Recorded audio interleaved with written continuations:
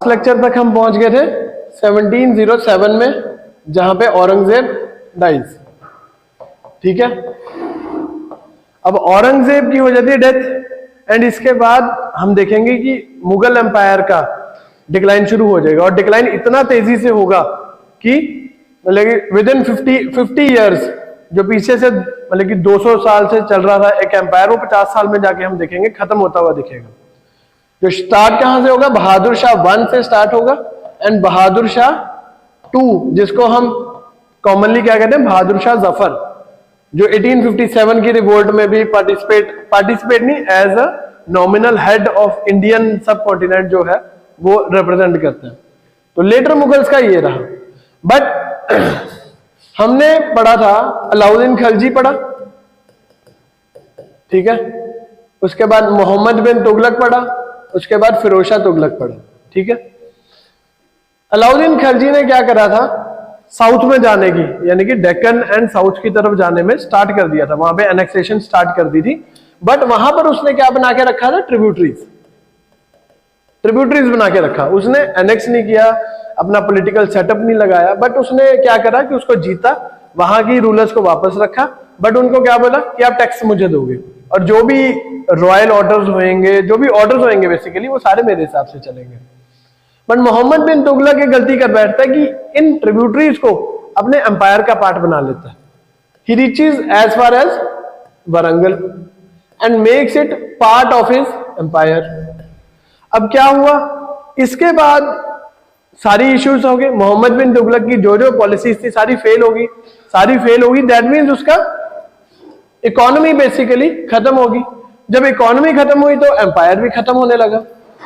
उस खत्म होते हुए एम्पायर को बचाने के लिए फिरोज शाह तुगलक ने क्या डिसीजन लिया कि नर्मदा रिवर के नीचे, अब मैं नहीं जाऊंगा, अब जो बेसिकली नॉर्थ में जो बचा कुचा है मेरे पास, उसी को मैं कंसोलिडेट करूंगा।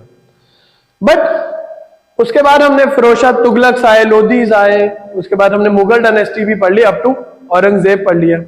बट उसके बाद इस नर्मदा के नीचे रीजन का क्या बना, फिरोज शाह तुगलक के बाद क्या बना, वो भी हमें जानना जरूरी है। तो वहां पर क्या होता है, दो एम्पायर्स, बहामनीज या इसको डेक्कन सल्तनत भी कह सकते हैं हम, और दूसरा विजयनगर किंगडम। विजयनगर किंगडम्स किसने बनाई है, हिंदू राजाज ने। ऊपर बन जाती है आपकी यहां पे बहामनीज, यहां पे नीचे एक्सट्रीम साउथ में बनती है विजयनगर। ठीक है, अब इस चीज को हमने समझना कि क्या इनका रहा। फिर ऑब्वियसली अगर दो नेबर्स हैं उनकी लड़ाई भी रहेगी, और लड़ाई किस लिए रहेगी, रिसोर्सेज के लिए। रिसोर्स सबसे ज्यादा क्या है, land is the prime source, क्योंकि प्रोडक्शन एग्रीकल्चर हो रहा है अभी इंडस्ट्रियली कोई इतना रेवोल्यूशन तो आया नहीं है। तो जो प्रोड्यूस अगर जितना ज्यादा से ज्यादा होगा, प्लस ट्रेड, दो चीजें, एक तो लैंड और एक ट्रेड। लैंड में क्या, इनको भी रहेगा, ये देखो यहां से ईस्ट कोस्ट वेस्ट कोस्ट इनके पास। बात कर रहे थे कि दो चीजें चाहिए,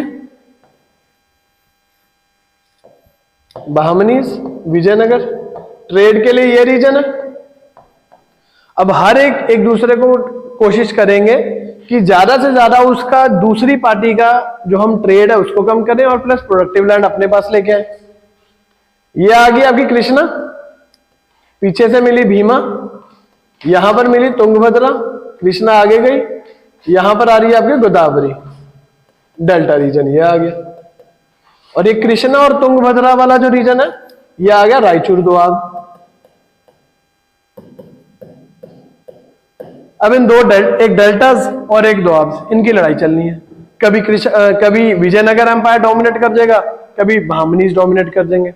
बट ओवर द टाइम क्या होगा, दोनों ही टूट जाएंगे। जो विजयनगर है वो मैसूर, मदुरई, त्रावणकोर, इन रीजन्स में टूट जाएगा, और जो ऊपर आपका बहामनीज है वो गोलकोंडा, बीजापुर, जो हमने पढ़ा था कि औरंगजेब आ रहा है, शाहजहां आ रहे हैं, गोलकोंडा, बीजापुर, बेरार, बिदार, ये सारे में ये टूट जाएगा, अहमदनगर में। तो ऊपर वाला इसमें ब्रेकअप हो जाएगा। तो अब बट बात वही है, समझना क्या हमें, इस मैप को समझना है बस। इस वाले को सेंट्रलाइजेशन डिसेंट्रलाइजेशन यही चल रही है। औरंगजेब के बाद क्या हुआ, एकदम फ्रीक्वेंट, इतनी ज्यादा पैसे है नहीं है, लेकिन अब राजे ने तो बनना है, राजे ने मतलब कि सक्सेशन ऑफ वॉर्स होएगी, सक्सेशन होएगी एक तो, और अब काम भी कराना है ऑफिसर से, बट ऑफिसर को देने के लिए पैसा है नहीं हमारे पास, तो क्या देंगे हम, लैंड देंगे, और लैंड देंगे तो क्या होगा, फ्यूडलिज्म होगा, फ्यूडलिज्म होगा तो फ्यूडल पावर्स स्ट्रांग होंगे और सेंटर वीक होगा, और यानी कि जो डिसेंट्रलाइजेशन है उसकी एक्सट्रीम लिमिट्स जो है वो हम यहां पे दोबारा देखेंगे, जो हमने राजपूत में देखे थे। अब ये देखो, ये लास्ट जो हम maximum extent of Tughlaq empire अगर हम कहें तो ये रही आपकी सारी नर्मदा से नीचे आप रीजन, ये वाला रीजन देखेंगे। अब ऊपर वाला तो हमने मोर और लेस स्टडी कर लिया, अब ये वाले रीजन की बात कर रहे हैं, और ये देखो ये सारा रीजन क्या है, मुगल एम्पायर का पार्ट है। अब इसके बाद फिरोज शाह तुगलक जो है, फिरोज शाह तुगलक के बाद इस रीजन को ज्यादा छेड़ा नहीं गया, और अब यहां पर क्या हुआ, दो इंडिपेंडेंट किंगडम्स होगी, वीकनिंग ऑफ दिल्ली सल्तनत हुई, और फ्यूडलिज्म बहुत ज्यादा था। फ्यूडलिज्म से क्या हुआ, जो सारे राजे थे छोटे छोटे वो सारे इकट्ठे हुए और उन्होंने मिलकर क्या बना लिया, अपने अपने एम्पायर्स बना लिए। अब ये नर्मदा से नीचे रिवर देखो, और यहां पे देखो ये भी नर्मदा, और इसके नीचे ये बहमनीज आ गए, ये आपके विजयनगर आ गए, ये दोनों बन रहे हैं। अब Vijayanagara empire and its neighbour, पहले हम विजयनगर पढ़ेंगे। सो ये ब्रेकअप के बाद की है कि क्या जब विजयनगर एम्पायर भी ब्रेकअप हो जाता है तो क्या उसके पार्ट्स बन जाते हैं। तो इसमें एक बार आइडिया सा ले लो कि कहां कहां इसकी लोकेशंस है, और हमने पहले कृष्णा भीमा एंड तुंगभद्रा इनकी लोकेशंस देख ली थी, और ऊपर से गोदावरी की लोकेशन देख ली थी। अब सारी लोकेशंस ये वाली हैं जिसके आसपास लड़ाइयां चलती रहेंगी हमारी। अगेन, अब दिल्ली सल्तनत आने से पहले अगर हम विजयनगर एम्पायर, खलजीज ने या तुगलक्स ने जब इसको एरिया को लिया तो उससे पहले कौन कौन था यहाँ पे केकतिया बैठे थे, यहाँ पे होयसाला बैठे थे। ये वाला रीजन है काम्पिली का, ये वाला दिख रहा है आपको, छोटा सा रीजन है ये, यहां से बेसिकली विजयनगर एम्पायर जो है वो एक्सपैंड करेगा। तो कहने का मतलब कि केकतिया है, वहां पे होयसाला है, कैलिकट्स हैं और पांड्यज हैं। अब इनको रिप्लेस कौन करेगा, विजयनगर एम्पायर। अब विजयनगर एम्पायर की अगर हम बात करें, सो 1336 से लेकर 1556 तक का रीजन रहा, और इस एक एम्पायर में 5 डायनेस्टीज आई, संगम, सुलवा, तुलवा एंड अराविडूस। बट जो मेन है हमारी, एक तो संगम पढ़ेंगे और हम एक तुलवास पढ़ेंगे, क्योंकि इसी में मेजॉरिटी ऑफ द सिग्निफिकेंट जो इवेंट्स हुई हैं या सिग्निफिकेंट किंग्स आए हैं उसके बारे में पढ़ेंगे। अगर हम कहें कि इसको बहुत डिटेल में जाके पढ़ेंगे तो इनको इतना जरूरी नहीं है। जो हमारे लिए जरूरी है, जो प्रोसेस ऑफ चेंज अगर हम कहें कि यहां पे बाद में वो कार्नेटिक आ जाएंगे, उसके बाद हैदराबाद बनेगा यहाँ पे, तो बेसिकली वो प्रोसेस ऑफ चेंज समझने के लिए जो है उसके लिए हम इसको समझेंगे। अब गोवा में इस टाइम पे पोर्चुगीज आ चुके हैं, और पोर्चुगीज की पूरी सपोर्ट किसको है, ज़िमुरिन को। 1498 में आ चुका था, अपना वास्को ड गामा आ गया था। उसके बाद that mean Portuguese were very well aware of that another route through Cape of Good Hope. ठीक है, तो पोर्चुगीज आए हुए हैं इस टाइम पे। कैलिकट में हमारे जो ज़िमुरिन है, he is under the protection of Portuguese, इसलिए वो भी अलग रहेगा। एंड इवन विजयनगर एम्पायर ने सेलोन यानी कि श्रीलंका को भी अपनी ट्रिब्यूटरी बना के रखा था, इतना वास्ट एम्पायर था। एस्टैब्लिश्ड बाय हरिहर एंड बुक्का, 2 भाई हैं ये, दोनों भाई किसके हैं, संगम डायनेस्टी के हैं। ठीक है, तो इन दोनों ने बनाया ये विजयनगर एम्पायर। अर्लियर किसके लिए काम कर रहे थे ये, केकतियों के लिए। ये वाली किंगडम में हरिहर और बुक्का 2 भाई हैं, वो काम करते थे राजे के अंदर। कौन सा राजा उस टाइम पे, प्रताप देवा राजा, प्रताप रुद्रदेव 2।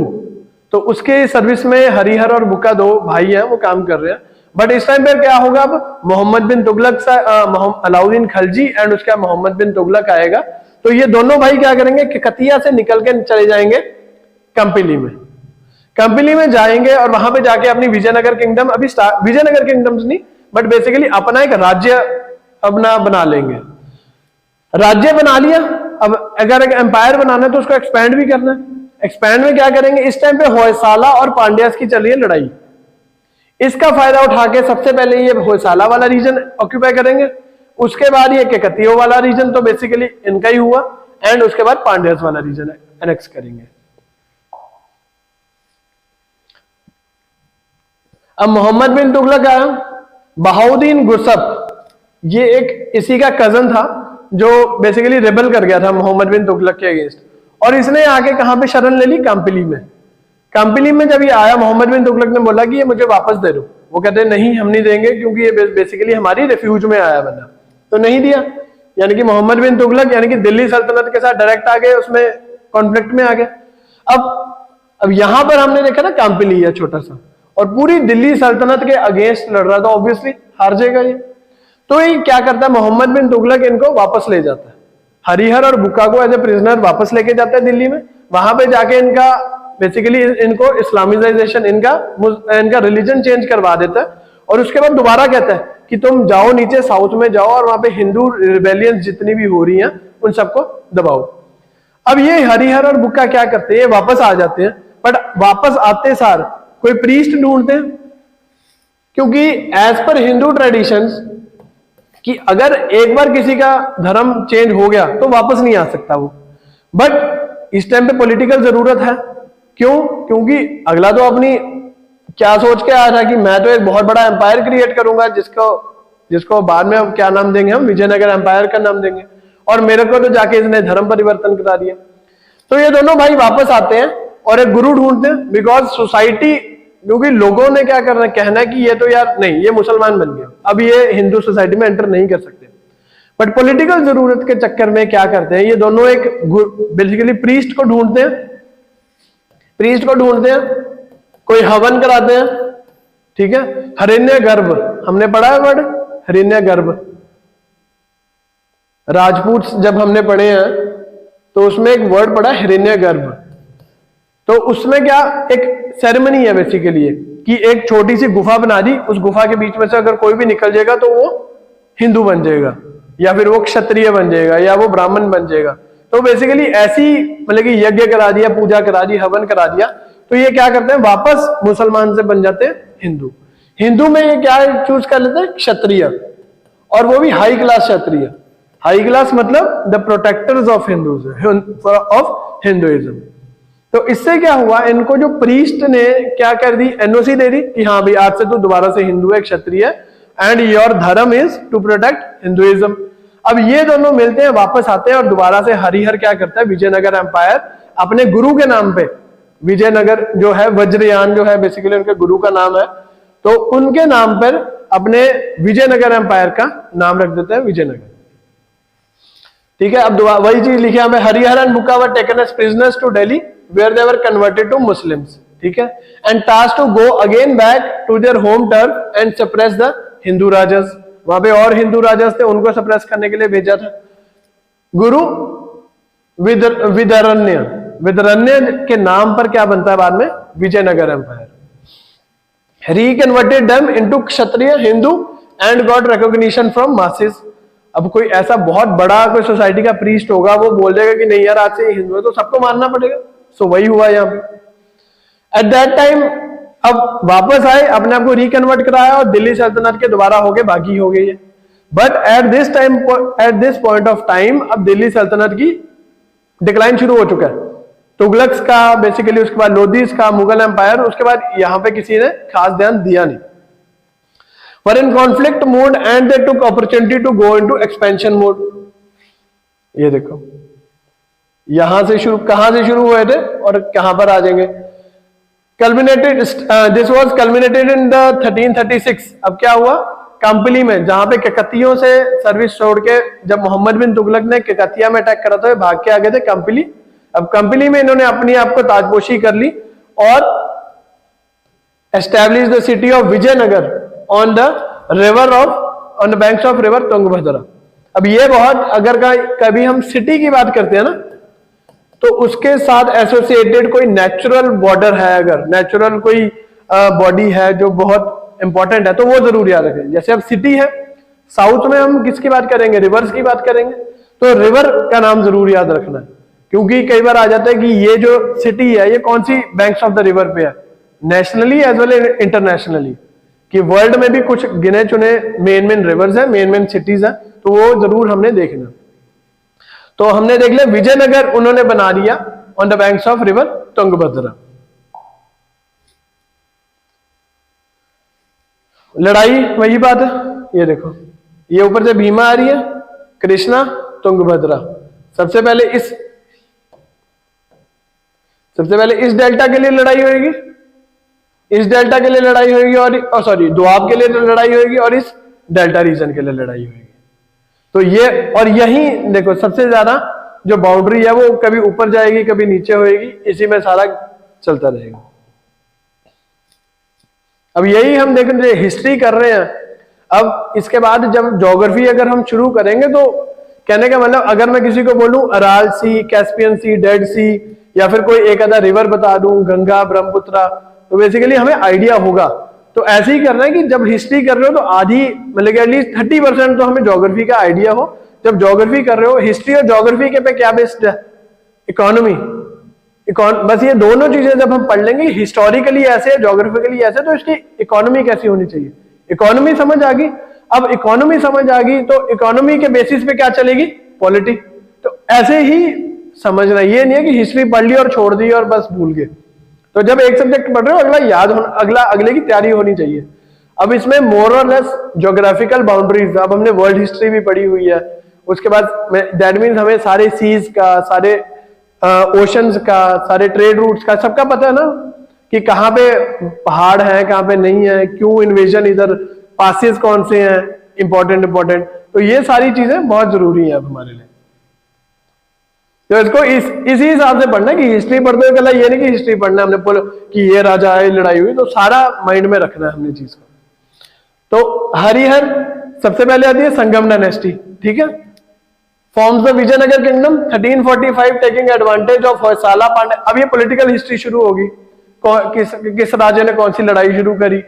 बट आपने इसके साथ साथ जो लर्न करने वाली चीज है, प्रोसेस जरूर समझना है कि लड़ाई वो कर कैसे रहा है, कौन सी साइड पे निकल रहा है। ये नहीं है कि आज वो दिल्ली की तरफ है कल वो मदुरई की तरफ निकल लेगा, एक चैनल में जाएगा वो।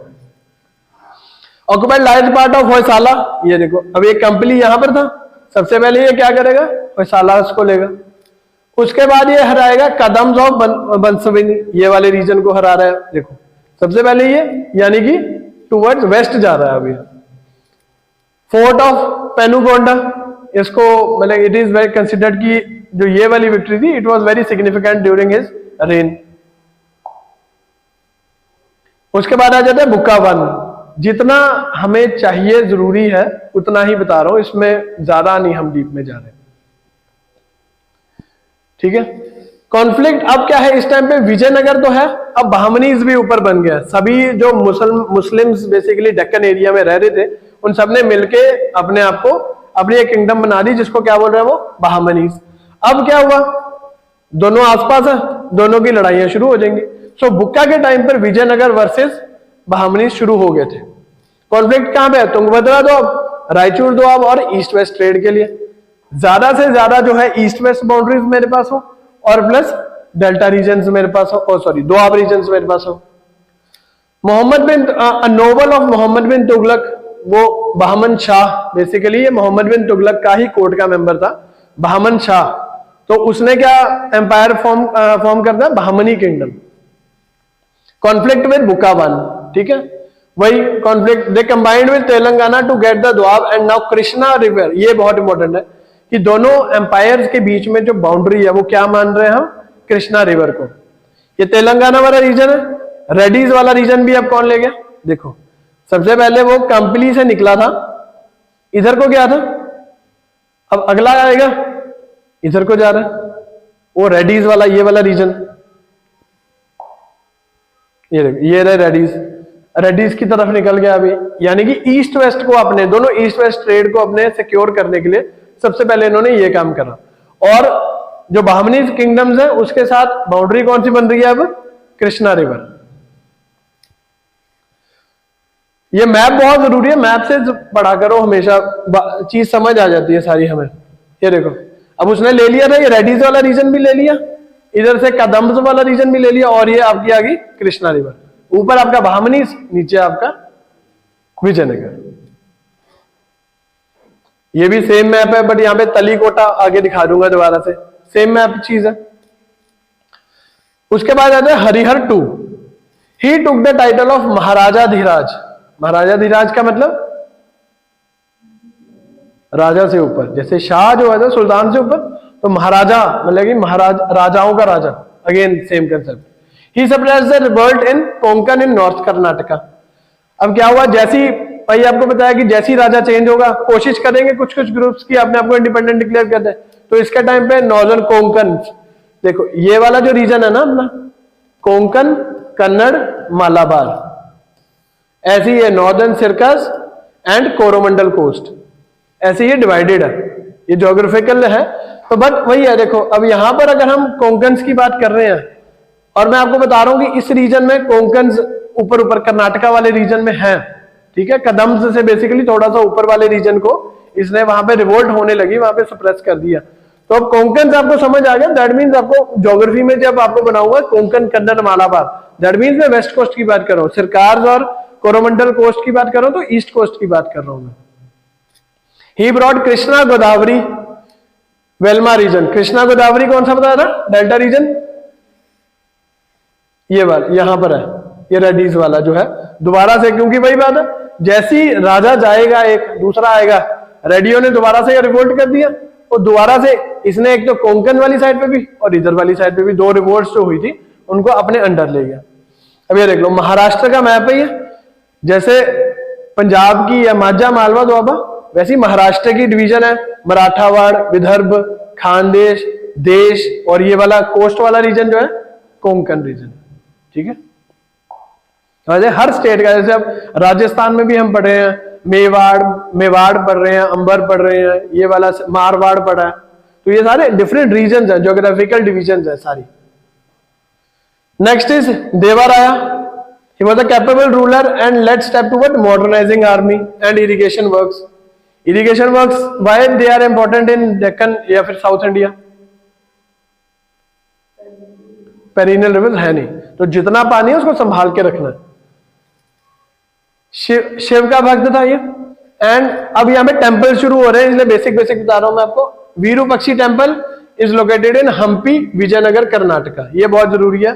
हम्पी क्या है, कर्नाटका में जगह है, वहां पे बहुत सारे मंदिर बने, बहुत सारे राजाओं ने बनाए, and one of them is Virupaksha temple at Hampi. किसने बनवाया? देवराया टू ने।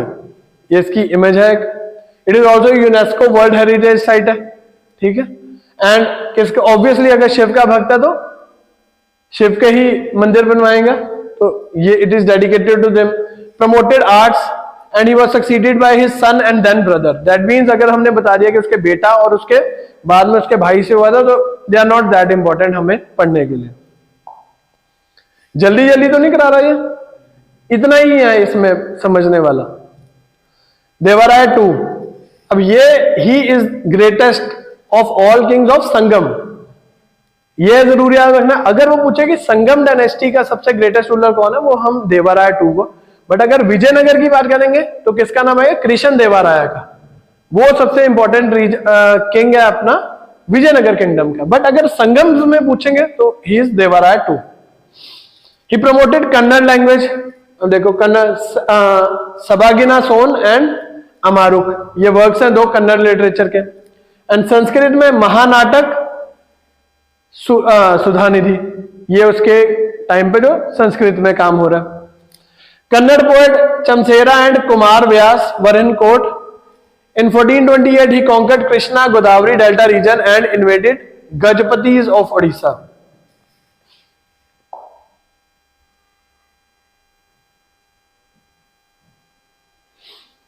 ये देखो, अब दोबारा से वही राजा चेंज हुआ, अगेन रिवोल्ट हुई, तो उसने क्या करा? पहले तो ये वाला रीजन सारा डेल्टा रीजन ले लिया। अब यहां से आगे जाने के लिए यहां पे ये उड़ीसा वाली साइड पे निकल जाता है। उड़ीसा में कौन बैठा है? गजपतिज बैठे हैं बेसिकली उस टाइम पे। कौन सी एम्पायर रूल कर रहा है? तो हमें गजपतिज है, ठीक है, वो भी बड़ा नाम आएगा इसमें। और जब इतना एक्सपेंशन मोड में आ गया, बेसिकली बहामनी किंगडम के बीच में जाने को अब ये जा रहा है। तो बहामनी किंग कौन है उस टाइम पे? अहमद शाह किंग है। तो वो अपनी कैपिटल ही शिफ्ट कर लेता है फ्रॉम गुलबर्ग टू बिदार।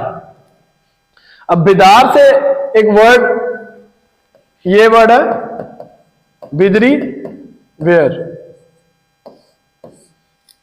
यहां पर एक काफी अलग टाइप की, यानी कि काफी यूनिक तरीके की ना एक पॉटरी है बेसिकली। तो वो क्या है? ब्रास के ऊपर, ब्लैक ब्रास के ऊपर गोल्ड या सिल्वर की नक्काशी होती है। And brass is a alloy of किसका मिक्सचर है? Copper and zinc. Copper and zinc. तो ये ब्लैक ब्रास के ऊपर क्या है? सोने, गोल्ड एंड सिल्वर की जो डिजाइन्स बनाने हैं, तो उसको क्या कहते हैं? बिदरी वियर। बिदरी वियर क्यों? क्योंकि it is found in the city of Bidar. तो ये आर्ट एंड कल्चर में आएगा, बट इसका जीआई, ज्योग्राफिकल इंडिकेशन टैग है इसको। ये पढ़ा किसी ने? जीआई टैग क्या होता है? जीआई टैग का मतलब कि सिर्फ अगर कोई, जैसे फॉर एग्जांपल अगर मैं ये पेन बना रहा हूं और इसका पेटेंट करा लिया, बेसिकली मैंने पेटेंट का मतलब समझ आप? पेटेंट करा लिया मैंने इसको कि इसको कोई और नहीं बना सकता, और अगर कोई और बनाएगा तो मुझे रॉयल्टी देगा। तो सेम वे अब कोई ऐसी चीज है, तो चलो टेक्नोलॉजी है जिसका मैं ब्लूप्रिंट बना सकता हूं कि इसमें ये चीज पड़ी है, ये चीज पड़ी है, बट ऐसी कोई चीज जो हजारों मतलब कि सालों से पुरानी है, उसका कोई सर्टिफिकेट तो है नहीं है मेरे पास कि किसने शुरू करी, कहां से शुरू करी। तो बेसिकली एक लोकेशन को और लोकेशन के एक पर्टिकुलर हेरिटेज को वो टैग मिल जाता है कि यार जो ये चीज है वो यहीं से बनेगी, और अगर कोई इसको और कॉपी करेगा या तो रॉयल्टी देगा, नहीं तो उसका ऑफेंस माना जाएगा।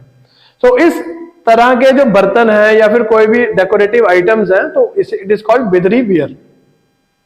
अब देवराय 2 का इंपॉर्टेंट अगला पॉइंट क्या है? Italian traveller Niccolo Conti and Persian Abdul Razzaq इस टाइम पर विजयनगर एम्पायर में आते हैं। ये ट्रैवलर्स हैं, बेसिकली ट्रैवलॉग लिख रहे हैं। और ये कहां से आ रहे हैं सारे? दोनों कहां से आ रहे हैं? पर्शिया से। पर्शिया से क्यों आ रहे हैं? ट्रेड वहां से ही है सबसे ज्यादा, तो वहां के राजा ने बोला होगा जाके देख के आओ क्या उनका खासियत है। Came to his post his death in 1446. His successors were incompetent, hence the territories one declared his independence. अब इतना बड़ा एम्पायर बना लिया, ईस्ट में बना लिया, वेस्ट में बना लिया, उड़ीसा तक पहुंच गए। डेथ के बाद क्या हुआ? मोस्ट ऑफ द टेरिटरीज जो थी उन्होंने अपनी इंडिपेंडेंस डिक्लेयर कर दी। अब इंडिपेंडेंस डिक्लेयर कर दी, कारण भाई इनकॉम्पिटेंट रूलर्स।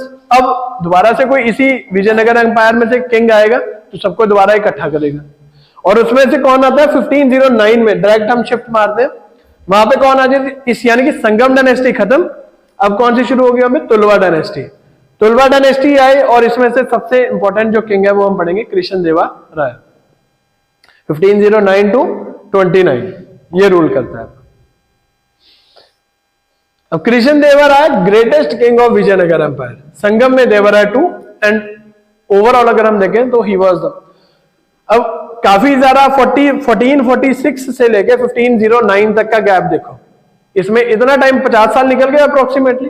तो 50 साल में क्या हुआ? जो जो एरियाज ईस्ट वेस्ट में जीते थे, गजपतियों वाला एरिया, इधर उधर, तो सबने क्या करेंगे? अपनी इंडिपेंडेंस डिक्लेयर कर देंगे। अब ये कृष्ण देवा राय होगा जो सारे एरियाज को दोबारा अपने कंट्रोल में लेके आएगा। ये फाइट चलती रहती है बहामनीज की और बेसिकली विजयनगर की।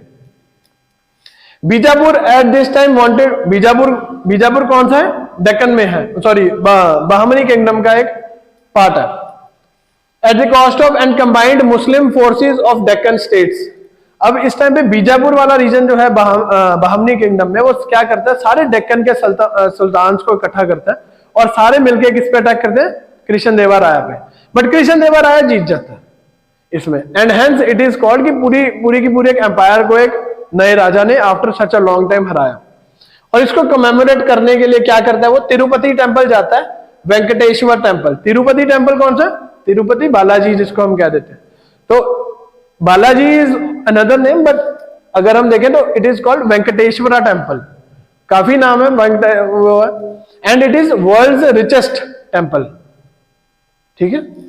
अब इसके पीछे स्टोरीज भी बहुत सारी हैं कि मतलब कि जो वहां के भगवान, मतलब कि जिनकी वहां पे स्थापना है, तो उन्होंने कुबेर से कुछ सोना जो है उधार लिया था, तो इसलिए वहां पे सोना बहुत चढ़ता है। बाल क्यों चढ़ते हैं, क्यों, बालों की भी स्टोरी है कि वहां पे जाके कई लोग बाल दान करके आते हैं, तो उसकी भी अलग स्टोरी है। तिरुपति में, आंध्र प्रदेश में। अब ये जरूर याद रखना कि तिरुपति की अगर हम बात करें तो टेम्पल का क्या नाम है, ठीक है, वेंकटेश्वरा। एंड कहां पे लोकेटेड है वो, आंध्र प्रदेश में, ठीक है। ऑल्सो टेम्पल ऑफ 7 हिल्स भी कहते हैं, और बालाजी भी नाम है, श्रीनिवास, गोविंद या बालाजी, इन इसका भी कहते हैं, ठीक है। और यहां पर भी वही ज्योग्राफिकल इंडिकेशन, जो मेन बात बतानी है, प्रसादम, जो यहाँ का लड्डू है, जो प्रसाद में मिलता है लड्डू, उसको जीआई टैग मिला हुआ है कि ये लड्डू इस तरीके से और कोई नहीं बना सकता, ठीक है, ये है। और एनुअल फेस्टिवल जो यहाँ पे होता है, इट इज कॉल्ड ब्रह्मोत्सवम। अब वर्ल्ड का रिचेस्ट टेम्पल है, तो वहां पे जो भी चीज होगी वो जरूरी है हमारे लिए जानना। एक तो वही बात, जो वहां का लड्डू है, प्रसादम जो है, it has got a GI tag, क्योंकि पेपर में क्या आ जाता है कि 4-5 चीजें बता देंगे कि बासमती राइस बोल देंगे, ठीक है, उसके बाद ये प्रसादम लड्डू बोल देंगे, तिरुपति का लड्डू बोल देंगे, उसके बाद बिदरी वियर बोल देंगे, उसके बाद कोई पेंटिंग तरीका बोल देंगे, तो बोलेंगे इनमें से बताओ जीआई टैग किस किस को मिला हुआ है, तो वो आपको बताना पड़ेगा। तो इसलिए ये जीआई टैग्स बहुत इंपॉर्टेंट है। तो and the festival is called Brahmotsavam, Brahmotsavam. तो ये तिरुपति बालाजी का टेम्पल है, ठीक है। अब बीजापुर, अब कृष्ण देवराया ने सारा एरिया अपने पास वापस ले लिया, चाहे हरा भी दिए, तो बीजापुर ने क्या करा, अब दोबारा से कहता है रायचूर दो, अब मुझे वापस दे दो, कृष्णा तुंगभद्रा वाला रीजन है, वापस दो। अब दोबारा से लड़ने के लिए क्या करना पड़ेगा, अब बार बार तो लड़ाइयां हो नहीं सकती, पैसा सारा खाली हो जाएगा, तो क्या होगा, एक सेकंड, वो बता दिया था मैंने आपको कि कमेमोरेट करने के लिए किया क्या था कृष्ण देवराया ने। कृष्ण देवराया ने तिरुपति टेम्पल गया और अपना स्टैचू भी वहां पे प्लेस करवा दिया। जैसे अकबर ने जब गुजरात जीता तो उसने बुलंद दरवाजा फतेहपुर सीकरी वाला बनवाया, तो इसने भी वही करा कि मतलब वैसा सा ही करा कि he went there and Tirupati temple में इसने अपना स्टैचू भी लगवा दिया था। अब बीजापुर जो है दोबारा से रायचूर तो आपके लिए कर रहा था कि वापस करो वापस करो। इस टाइम पर क्या करता है कृष्ण देवराया, एक गेम खेलता है, पोर्चुगीज के साथ अच्छे रिलेशंस बनाने लग जाता है। वो कहता है कि यार तुम वहां पे ऊपर गोवा में क्या करो, तुम मेरे पास आओ, सारे ट्रेड हम इधर से करेंगे। उसका कारण क्या था, सबसे पहली बात, जो वेपन्स है वो पोर्चुगीज से डायरेक्ट ये लेगा, प्लस जो बीजापुर या पूरा ऊपर डेक्कन सल्तान है वहां तक जो है प्रॉपर जो आर्मरी ना पहुंचे। तो बेसिकली अपने ये रिजर्व्स बढ़ा रहा था और उनके रिजर्व्स कम कर रहा था। तो पोर्चुगीज के साथ दोस्ती इसलिए कर लेते, तो पोर्चुगीज के साथ दोस्ती इसलिए कर लेते।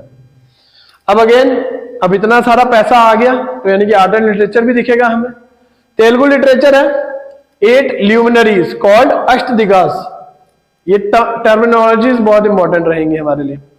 And he himself compose Telugu epic poem Amuktamalyada, ठीक है। He got constructed Hazara Ram temple, Tirupati temple was not constructed by him, ये याद रखना, ठीक है।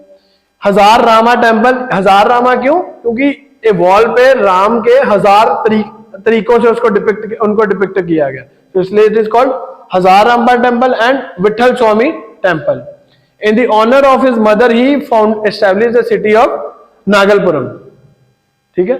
2 टेम्पल्स है और एक सिटी है कृष्ण देवराया के, और एक स्टैचू है इन तिरुपति बालाजी। ये हजार रामा टेम्पल, एक वॉल पे मतलब कि राम को डिपिक्ट करने के लिए हजारों तरीके से डिपिक्शन करी गई है। और ये विठल स्वामी टेम्पल आ गया आपका। अब कृष्ण देवराया की हो जाती डेथ, उसके बाद वही बात है, इतना बड़ा एम्पायर है, संभालने के लिए कोई एफिशिएंट रूलर चाहिए। बट इस टाइम पे जो बहमनीज हैं, बेसिकली डेक्कन सुल्तान है, वो बहुत ज्यादा अटैक कर रहे हैं, तो इस चक्कर में क्या होगा, it will fall out. And fall out क्या सबसे इंपॉर्टेंट, जो अगर हम विजयनगर और बहमनी जब पढ़ेंगे तो उसमें कृष्ण देवराया पढ़ना है सबसे पहली चीज। दूसरी चीज है battle of Talikota, Bahmanis versus Vijayanagar empire, इसमें ये पढ़ना है कि इस बैटल के बाद विजयनगर एम्पायर जो है पूरी तरह से खत्म हो जाता है। इस्माइल आदिल शाह इन्वेडेड रायचूर दोआब विद गजपति, देखो सारे इकट्ठे हो रहे, जिन जिन रीजन्स को उसने कॉन्कर करा था, सारे इकट्ठे होकर विजयनगर एम्पायर पे अटैक कर देते हैं। और ये दो रामाराय भाई होते हैं, एक अचित्य रामाराय और सदाशिव रामाराय।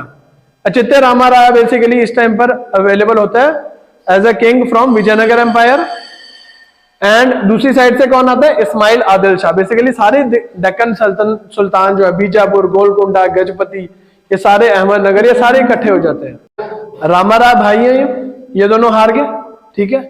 अब इसके बाद क्या होगा 1570 में, सदाशिव राय का एक भाई है तिरुमल, वो थ्रोन ले लेगा। बट अगेन वही बात है, हार तो गए, कुछ रेमिनेंट्स रह जाते होंगे विजयनगर एम्पायर के, तो उस पर रूल करता है and he forms Aravidu dynasty. Aravidu rule start करता है, बट इसमें भी वो बात हो नहीं पाती कि बाहमनीज के अगेंस्ट स्टैंड कर दे, तो इसलिए ये क्या होता उस टाइम पे मिलिट्री गवर्नर। अब क्या है, वीक हो गया एम्पायर एक बहुत बड़ा, ठीक है। अब क्या होगा, जो लॉर्ड्स होंगे, चीफ लॉर्ड्स होंगे, या फिर जो लैंड लॉर्ड्स होंगे, या बड़े बड़े जमींदार होंगे, वो क्या करेंगे, इंडिपेंडेंस डिक्लेयर कर देंगे। इंडिपेंडेंस डिक्लेयर करेंगे यानी कि जो विजयनगर एम्पायर इतना बड़ा था वो किसमें टूट जाएगा, त्रावणकोर, मैसूर, मदुरई और ये वाले रीजन में सारा टूट जाएगा, बहामनी से नीचे नीचे। और बाद में ये कहां पे हो जाएगा, कर्नाटक में हो जाएगा, ये वाला मैसूर में हो जाएगा रीजन, मदुरई में रीजन हो जाएगा कन्वर्ट। सो विजयनगर एम्पायर बेसिकली हो जाता है खत्म। 1570 के बाद 16th सेंचुरी के एंड तक ये बिल्कुल ही खत्म हो जाता है। So this was Vijayanagara empire. ठीक है, ये समझ आ रहा है चीज का क्या है, क्योंकि इतना ही इसमें जरूरी चीजें हैं। बैटल ऑफ तलीकोटा एक बार दोबारा पढ़ लेते हैं। अब तलीकोटा लड़ी कहां पे जा रही है, देखो ये भी कृष्णा के बैंक्स पे लड़ी जा रही है, कारण लड़ाई सारी कृष्णा की है। Battle of Talikota was a decisive battle Vijayanagar में, विजयनगर वर्सेस बहामनी है। अब यहां पर आपको दिया कहां कहां लड़ी गई थी। It is also called battle of Banihatti, क्योंकि कृष्णा बनीहट्टी एग्जैक्टली अगर हम देखें कृष्णा बनीहट्टी रिवर पे भी लड़ी गई थी, तो इसलिए it is also called battle of Banihatti. Ramaraya दोनों भाई उनके मिड में आ जाती है, लड़ाई हो जाती है, विजयनगर ट्रूप्स की थी। एंड कोलेशन ऑफ शाही सुल्तान। शाही सुल्तान कौन है, ये डेक्कन सुल्तान। कहीं पे कोई शाही चल रही है, कहीं कोई शाही चल रही है, तो उनके अगेंस्ट हो जाता है। तो इसमें क्या, विजयनगर एम्पायर हार जाता है एंड अरीबडू जो डायनेस्टी होती है उसके बाद वो भी इतनी स्ट्रांग नहीं होती, and this land is divided into small small empires. अब एम्पायर की बात कर लेते हैं हम। Empire it is divided into rajyas. राज्य क्या है, mandalam. Mandalam are divided into mandals, इसको क्या कह रहे हैं, district. Districts are divided into divisions. This is called स्थल, and स्थल is divided into grams. Nayaks were military governors of mandals, ये देखो। और यही नायक्स होंगे जो अरीबडू के वीक होने के बाद क्या करेंगे, अपनी अपनी इंडिपेंडेंस डिक्लेयर कर देंगे। इसीलिए, और इन्हीं नायक्स में इसीलिए हमें टिप्पू सुल्तान दिखते हैं साउथ में, तो ये टिप्पू सुल्तान इधर से ही निकल रहे हैं और कहीं से नहीं, बेसिकली सारे मिलिट्री जनरल्स हैं। टेम्पल्स वर रिच, पता लग गया हमें। Not powerful villages as Cholas. Cholas के जैसे बिल्कुल सेल्फ गवर्नेंस दी हुई थी, यहाँ पे पूरा सेंटर का कंट्रोल था। अर्बनाइजेशन हो गई थी, कारण सिटीज बनने लगे थे, क्योंकि लोगों को काम मिलने लग गया था। काम लोग एग्रीकल्चर के अलावा करने लग गए थे, कारण क्योंकि उनकी भूख मिटने लग गई थी। कारण पोटैटो बाय पोर्चुगीज, कार्बोहाइड्रेट्स पूरे रच के, कार्ब्स पूरे मिल रहे हैं, बेसिकली जान रहती थी बंदे में, और जान रहती तो काम करते थे। तो काम करने के चक्कर में क्या हुआ, एग्रीकल्चर छोड़ के उन्होंने और प्रोफेशंस को भी चूज करा, और जब और प्रोफेशंस को चूज करा तो क्या हुआ, अर्बनाइजेशन हमें दिखी। Next is Bahmanis. अब बहामनी एंड डेक्कन सल्तनट्स। अब ये तो आ गया था आपका विजयनगर। अब ये ऊपर वाला सारा रीजन कौन सा आपका, बहामनीज का। बहामनी में कौन है, अहमदनगर, बिरार, बिदार, बीजापुर एंड गोलकोंडा, और इधर गजपति। गजपति चाहे इसका पार्ट नहीं है, ये सिर्फ 5 ही हैं। ये क्या है, जब बहामनी किंगडम जो टूटेगी उसके बाद ये रीजन में टूट जाएगी। ये वाला आपको सिर्फ वो बताया मैंने। अब सेम स्टोरी वही, दिल्ली सल्तनत वीक हुई, उसके बाद जो ये वाला रीजन था, जो हिंदू राजा से ऊपर वाला रीजन था, यहां पर कौन डोमिनेट कर रहे थे, मुस्लिम्स। और जैसे दिल्ली सल्तनत वीक होने लगी तो उनको लगा कि यार यहां पर तो कुछ लेना देना है नहीं, जो बड़े बड़े ट्रेडर्स थे और बड़े पावरफुल बंदे थे वो साउथ की तरफ माइग्रेट करने लगे और उन्होंने आके अपनी अपनी यहाँ पे डायनेस्टीज बना ली। And this is part of Bahmanis. अब पोस्ट तुगलक्स, वही इसमें भी वही विजयनगर कब हुआ? तुगलक्स के बाद। बहामनी भी कब होंगे? तुगलक्स के बाद। Tughlaqs rise of Bahmani kingdom is seen. अमीर सदा, अमीर सदा कौन? जो बहुत ही हाई पोजीशन पे हो, ठीक है, जिनके पास 100 या 1000 की मनसब हो। मनसब अब क्या चीज है? मनसबदारी सिस्टम हमने पढ़ा, क्या था? जात और सवार।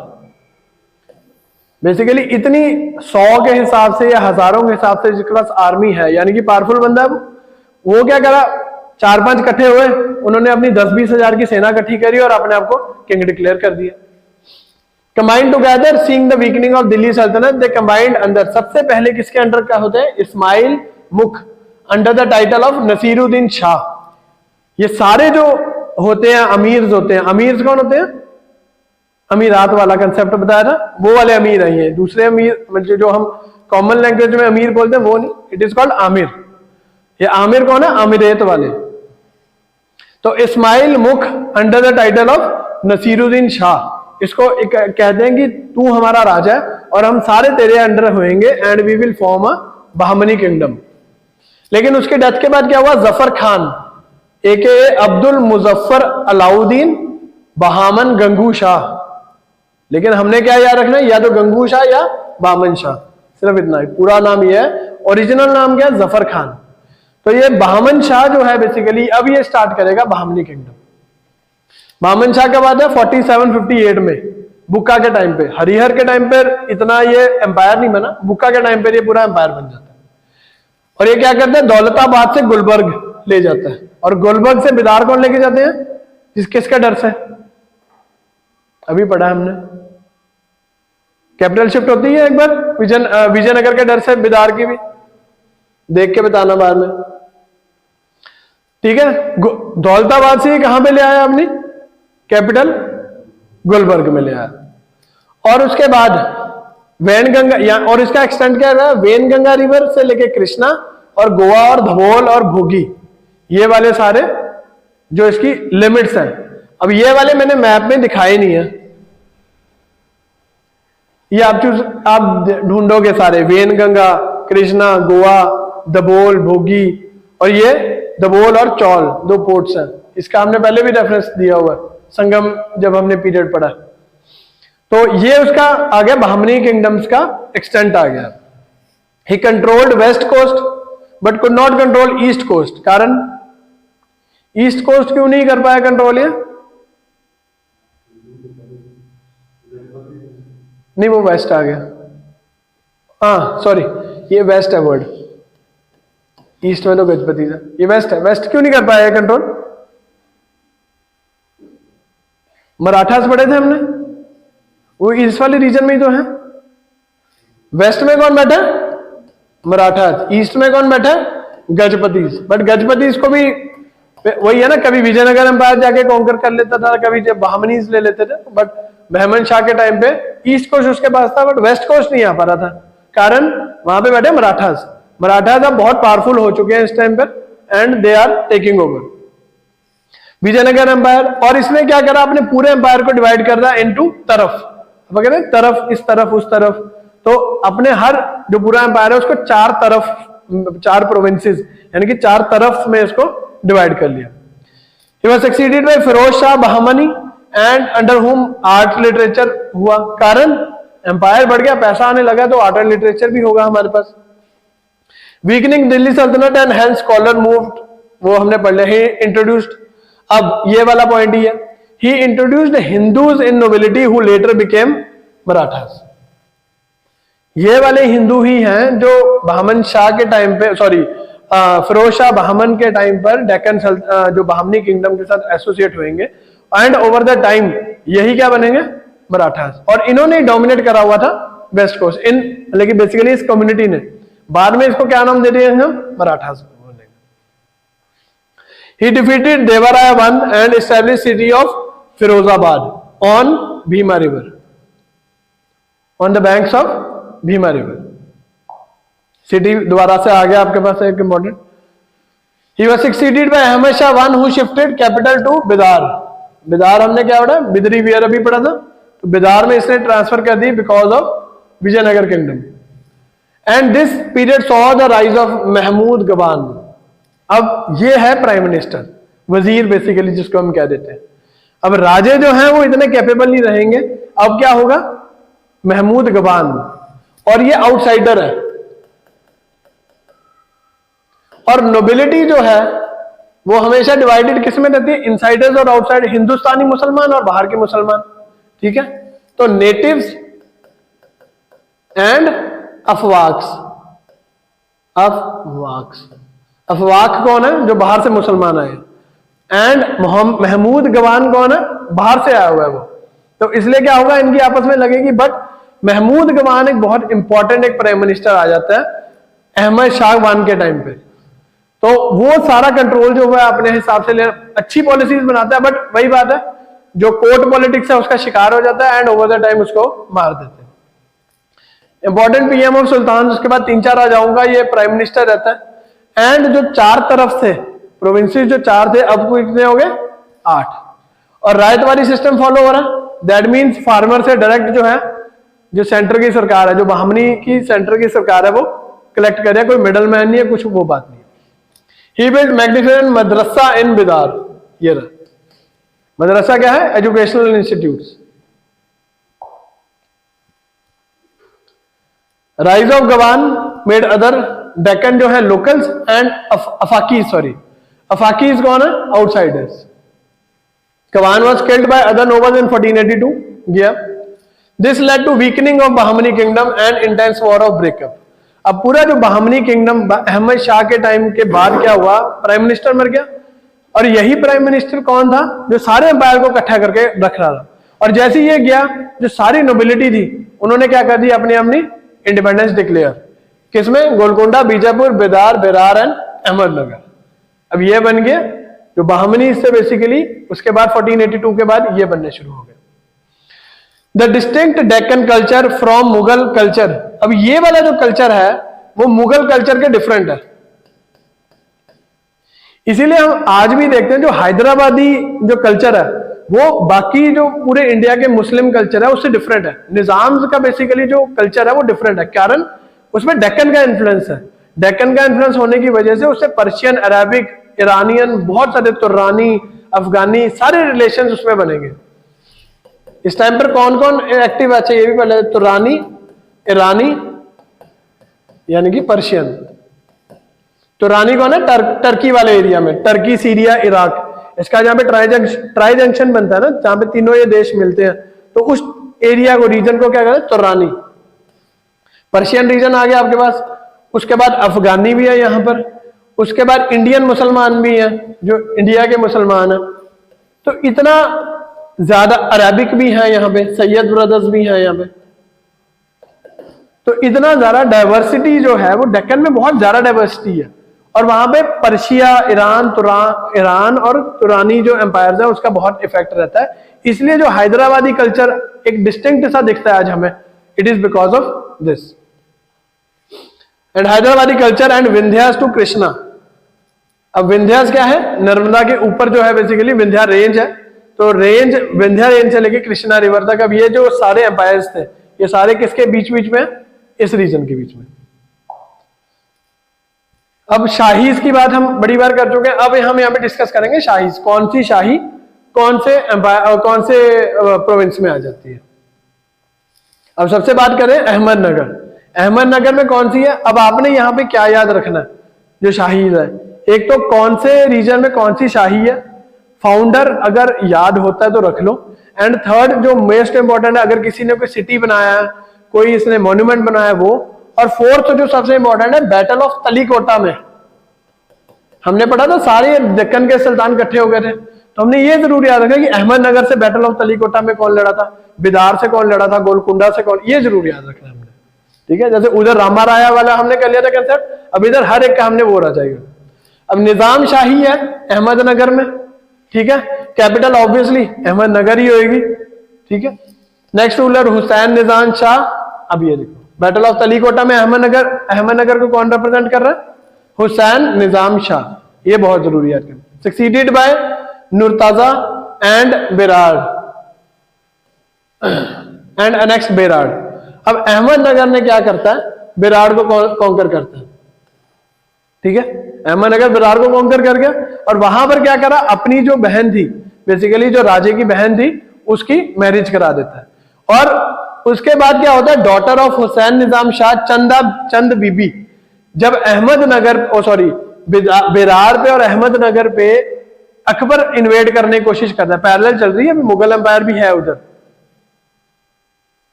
तो जब अकबर इन्वेड करता है तो उस टाइम पर चंदा बीबी वो इसको एज ए रीजेंट रूलर करते हैं, क्योंकि यहां का राजा जो होता है वो छोटा होता है। बेसिकली इसकी क्या लगी? भतीजा लगा, ये उसकी बुआ लगी। तो उसकी बुआ जो है चंदा बीबी, जो अहमदनगर को भी प्रोटेक्ट करी है during the time of Akbar invasion, was then taken over Malik Ambar and shifted capital to जुनार। मलिक अंबर कौन है? मलिक अंबर मुगल एम्पायर में पढ़ा है हमने। मलिक अंबर बहुत इंपॉर्टेंट बंदा है। इथोपियन ब्लैक स्लेव पढ़ा था। मलिक अंबर कौन है? एक इथोपियन ब्लैक स्लेव है, ठीक है ना। अब Ahmednagar is in Deccan area. Deccan में क्या चाहिए? गुरिल्ला वॉरफेयर, और गुरिल्ला वॉरफेयर इथोपिया से आया है, इसको भी अच्छी खासी पता। तो ओवर द टाइम ये क्या करता है? अपने आप को राजा, फिरोज शाह की हेल्प नहीं करता, शाहजहां। जब हम शाहजहां पढ़ते हैं तो ये निजाम शाही को बेसिकली मलिक अंबर जैसे करता है। तो इसका बेटा मलिक अंबर का बेटा फिरोज शाह होता है, वो कहता है कि मैं भी निजाम शाही को कंट्रोल करूंगा। तो शाहजहां इसकी हेल्प करता है और इससे क्या करता है? अहमदनगर को अपने अंडर ले लेता है। बट फिरोज शाह इसको उसके बाद डबल क्रॉस करने की कोशिश करता है। तो शाहजहां के टाइम पे एनेक्स नहीं होता, हमने पढ़ा हुआ है ये भी डेक्कन पॉलिसी में उसकी। तो चीजों को रिलेट करो, ये नहीं है कि वो हो गया छोड़ दिया उसको। तो मलिक अंबर बेसिकली है इथोपिया से लाया गया एक स्लेव है। Founded new city of Khadki which letter became Aurangabad, ठीक है। इन 1636 शाहजहां ने इसको अनेक्स कर लिया। अहमदनगर ने बेरार को करा था, शाहजहां ने अहमदनगर को कर लिया। दैट मीन्स अहमदनगर से लेके बेरार तक का रीजन किसका हो गया? शाहजहां का, यानी कि मुगल एम्पायर के बीच में आ गया। Next is Bijapur. यहां पर कौन सी डायनेस्टी है? आदिल शाही। उधर निजाम शाही थी, यहाँ पे आदिल शाही, फाउंडेड बाय यूसुफ आदिल शाह। अब ये यूसुफ आदिल शाह किसके टाइम का? कृष्ण देवा राया इसके टाइम का है, यानी and defeated him in battle of Raichur. Ali Adil Shah led forces in battle of Talikota. ये बहुत इंपॉर्टेंट आ गया आपके पास, अली आदिल शाह आ गया अगला, ठीक है। इब्राहिम आदिल शाह कंपोज सॉन्ग्स किताबे नवरस। अब इसका वर्क्स है, ये भी इंपॉर्टेंट होगा। अब यहाँ पे थोड़ा सा फैक्चुअल बेस्ड है, यहाँ पे कोई समझाने की जरूरत, क्या सक्सेशन हो रही है, किसकी लड़ाई हो रही है, किसकी नहीं हो रही, तो यहाँ पे हमें इतना जरूरी है। एंड वॉज कॉल्ड जादूगर बादशाह, ठीक है। मोहम्मद आदिल शाह गॉड बिल्ड गोल गुम्बज। अब ये इंपॉर्टेंट है हमारे लिए बहुत बड़ा। मोहम्मद आदिल शाह गॉड कंस्ट्रक्टेड गोल गुम्बज। इट इज वर्ल्ड में दूसरे नंबर का सबसे बड़ा ये डोम है, ठीक है। एंड औरंगजेब जो है अनेक्सेस इट इन 1686। अहमदनगर को शाहजहां के टाइम पे ले लिया था और बीजापुर को ले लिया था औरंगजेब के टाइम पे। ये गोल गुम्बज आ गया आपका, देखो इसका डोम देखो, वर्ल्ड में नंबर 2 है। वर्ल्ड का नंबर 1 ढूंढ के लाना आप, कौन सा? Next is Golconda. कुतुब शाही यहां पे रूल कर रही है, ठीक है। कुली कुतुब मुल्क is the founder of this dynasty and God constructed Golconda fort. Contemporary of Krishna देवा राया। एंड हमने ये पढ़ लिया कृष्ण देवा राया मुगल एम्पायर के टाइम पे किसका कंटेम्परेरी होगा? लेके आना ढूंढ के कि कृष्ण देवा राया का कंटेम्परेरी इन मुगल एम्पायर कौन है?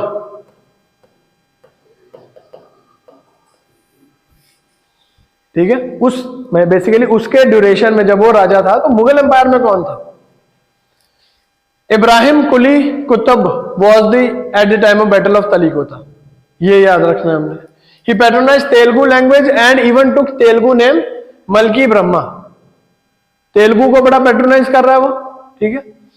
Muhammad Quli Qutub Shah founded the city of Hyderabad, बहुत इंपॉर्टेंट है हमारे लिए, ठीक है। फाउंड सिटी किसने फाउंड करा, बाद में इसको एज ए डायनेस्टी करा, वो हम बाद में पढ़ेंगे जब राइज ऑफ रीजनल हम स्टेट्स पढ़ेंगे। But this city was founded by Mohammad Quli Qutub Shah and made it his capital and made the god constructed Charminar and मक्का मस्जिद, चार मीनार एंड मक्का मस्जिद। He composed Kulliyat a Kuli Qutub Shah, a series of poetry, and Aurangzeb annexes it in 1687. 86 Aurangzeb जब आया डेक्कन में तो क्या करा था उसने आते साथ, सबसे पहले बीजापुर को लिया, उसके बाद गोलकुंडा को लिया। कारण क्यों लिया उसने डेक्कन, चलो डेक्कन तो उसने कॉन्कर करना था, बट पहले इधर क्यों आया, ताकि ये दोनों मिलके किसकी हेल्प कर रहे थे, मराठाओं की।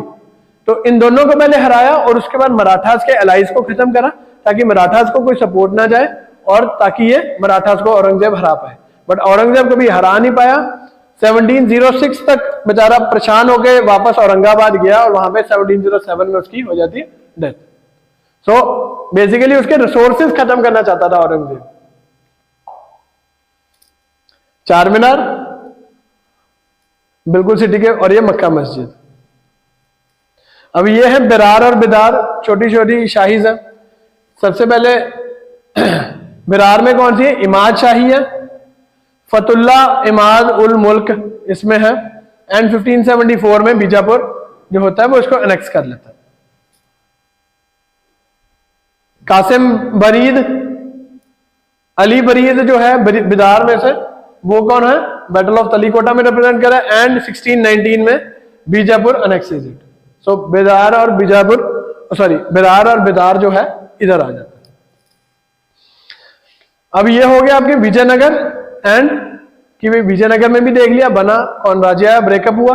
उसके बाद बहामनीज में भी देखा, बहामनी किंगडम बनी, उसके बाद डेक्कन सुल्तान्स बने और उसके बाद वो आगे चलते रहे।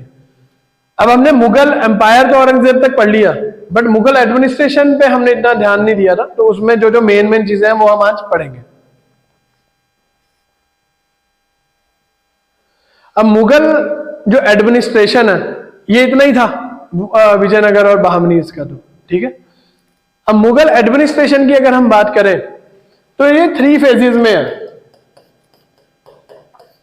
सबसे पहली जो आई वो टर्किक एलिमेंट्स बहुत थे, कारण क्योंकि जो तिमूरी आइडियोलॉजी लेके आया था बाबर, ठीक है, यानी कि टर्किक एलिमेंट्स बहुत सारे थे।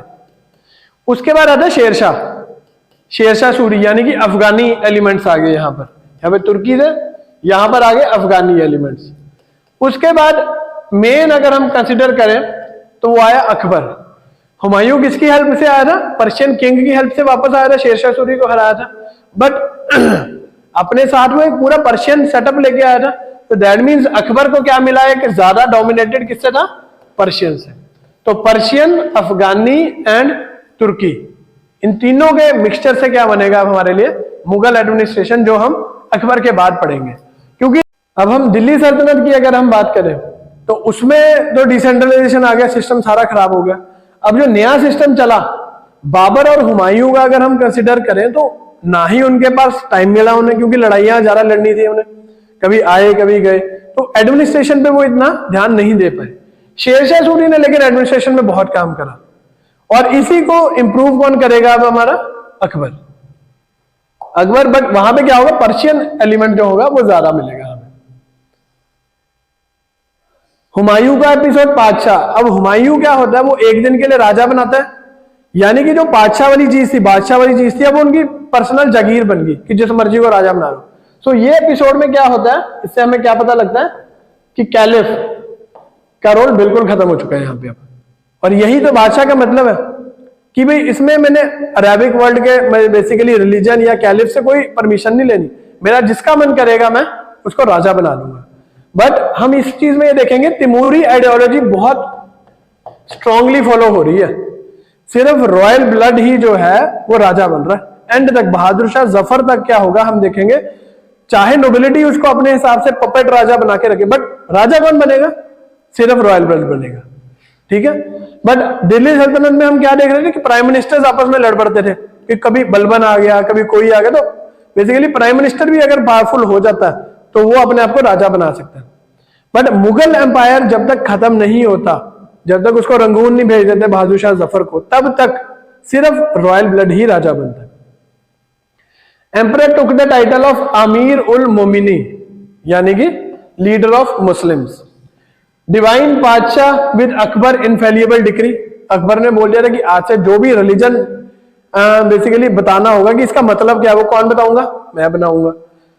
तो यहां पर सभी मुस्लिम्स का उसको हेड बता दिया अपने आप को, और यहाँ पे डिविनिटी कंसेप्ट ले आया, वही बलबन वाली सजदा पापोस कि बादशाह is the representative of Allah on God on earth, तो वो कंसेप्ट आ गया। और ये हमें एडमिनिस्ट्रेशन का सोर्स कहां से हमें पता लग रहा है? अबुल फैजल ने लिखी है आईने अकबरी, तो वहां से हमें अकबर का बेसिकली सारा एडमिनिस्ट्रेशन सेटअप जो हम पढ़ेंगे वहां से पता लग रहा है, अकबर एंड उसके बाद का भी। So Diwan is prime minister, Mir Saman for production control, Mir Bakhsh military administration, Sadr for religious matters and Muhtasib as moral officers, कि भी इस्लाम के हिसाब से लोग जी रहे हैं ना, कि ये तो नहीं है कोई उसके मतलब कि अगेंस्ट जाके कोई काम कर रहा है। प्रोविंशियल लेवल पे गवर्नर है, and this governor is a military governor, इसको क्या कह रहे हैं? सिपा सलार। लेटर यही जो मिलिट्री गवर्नर्स हैं जब स्ट्रांग हो जाएंगे और जब जो मुगल एम्पायर वीक होने लगेगा और यही अपनी इंडिपेंडेंस डिक्लेयर करेंगे और ये क्या बन जाएंगे? निजाम्स। इस टाइम पे मनसबदारी है, डायरकी है। डायरकी का मतलब क्या होता है? दो। मनसबदारी, उसमें क्या है? मनसबदार में क्या है? मनसबदार के ऊपर भी चेक रखने के लिए एक सिटी में रखा हुआ है।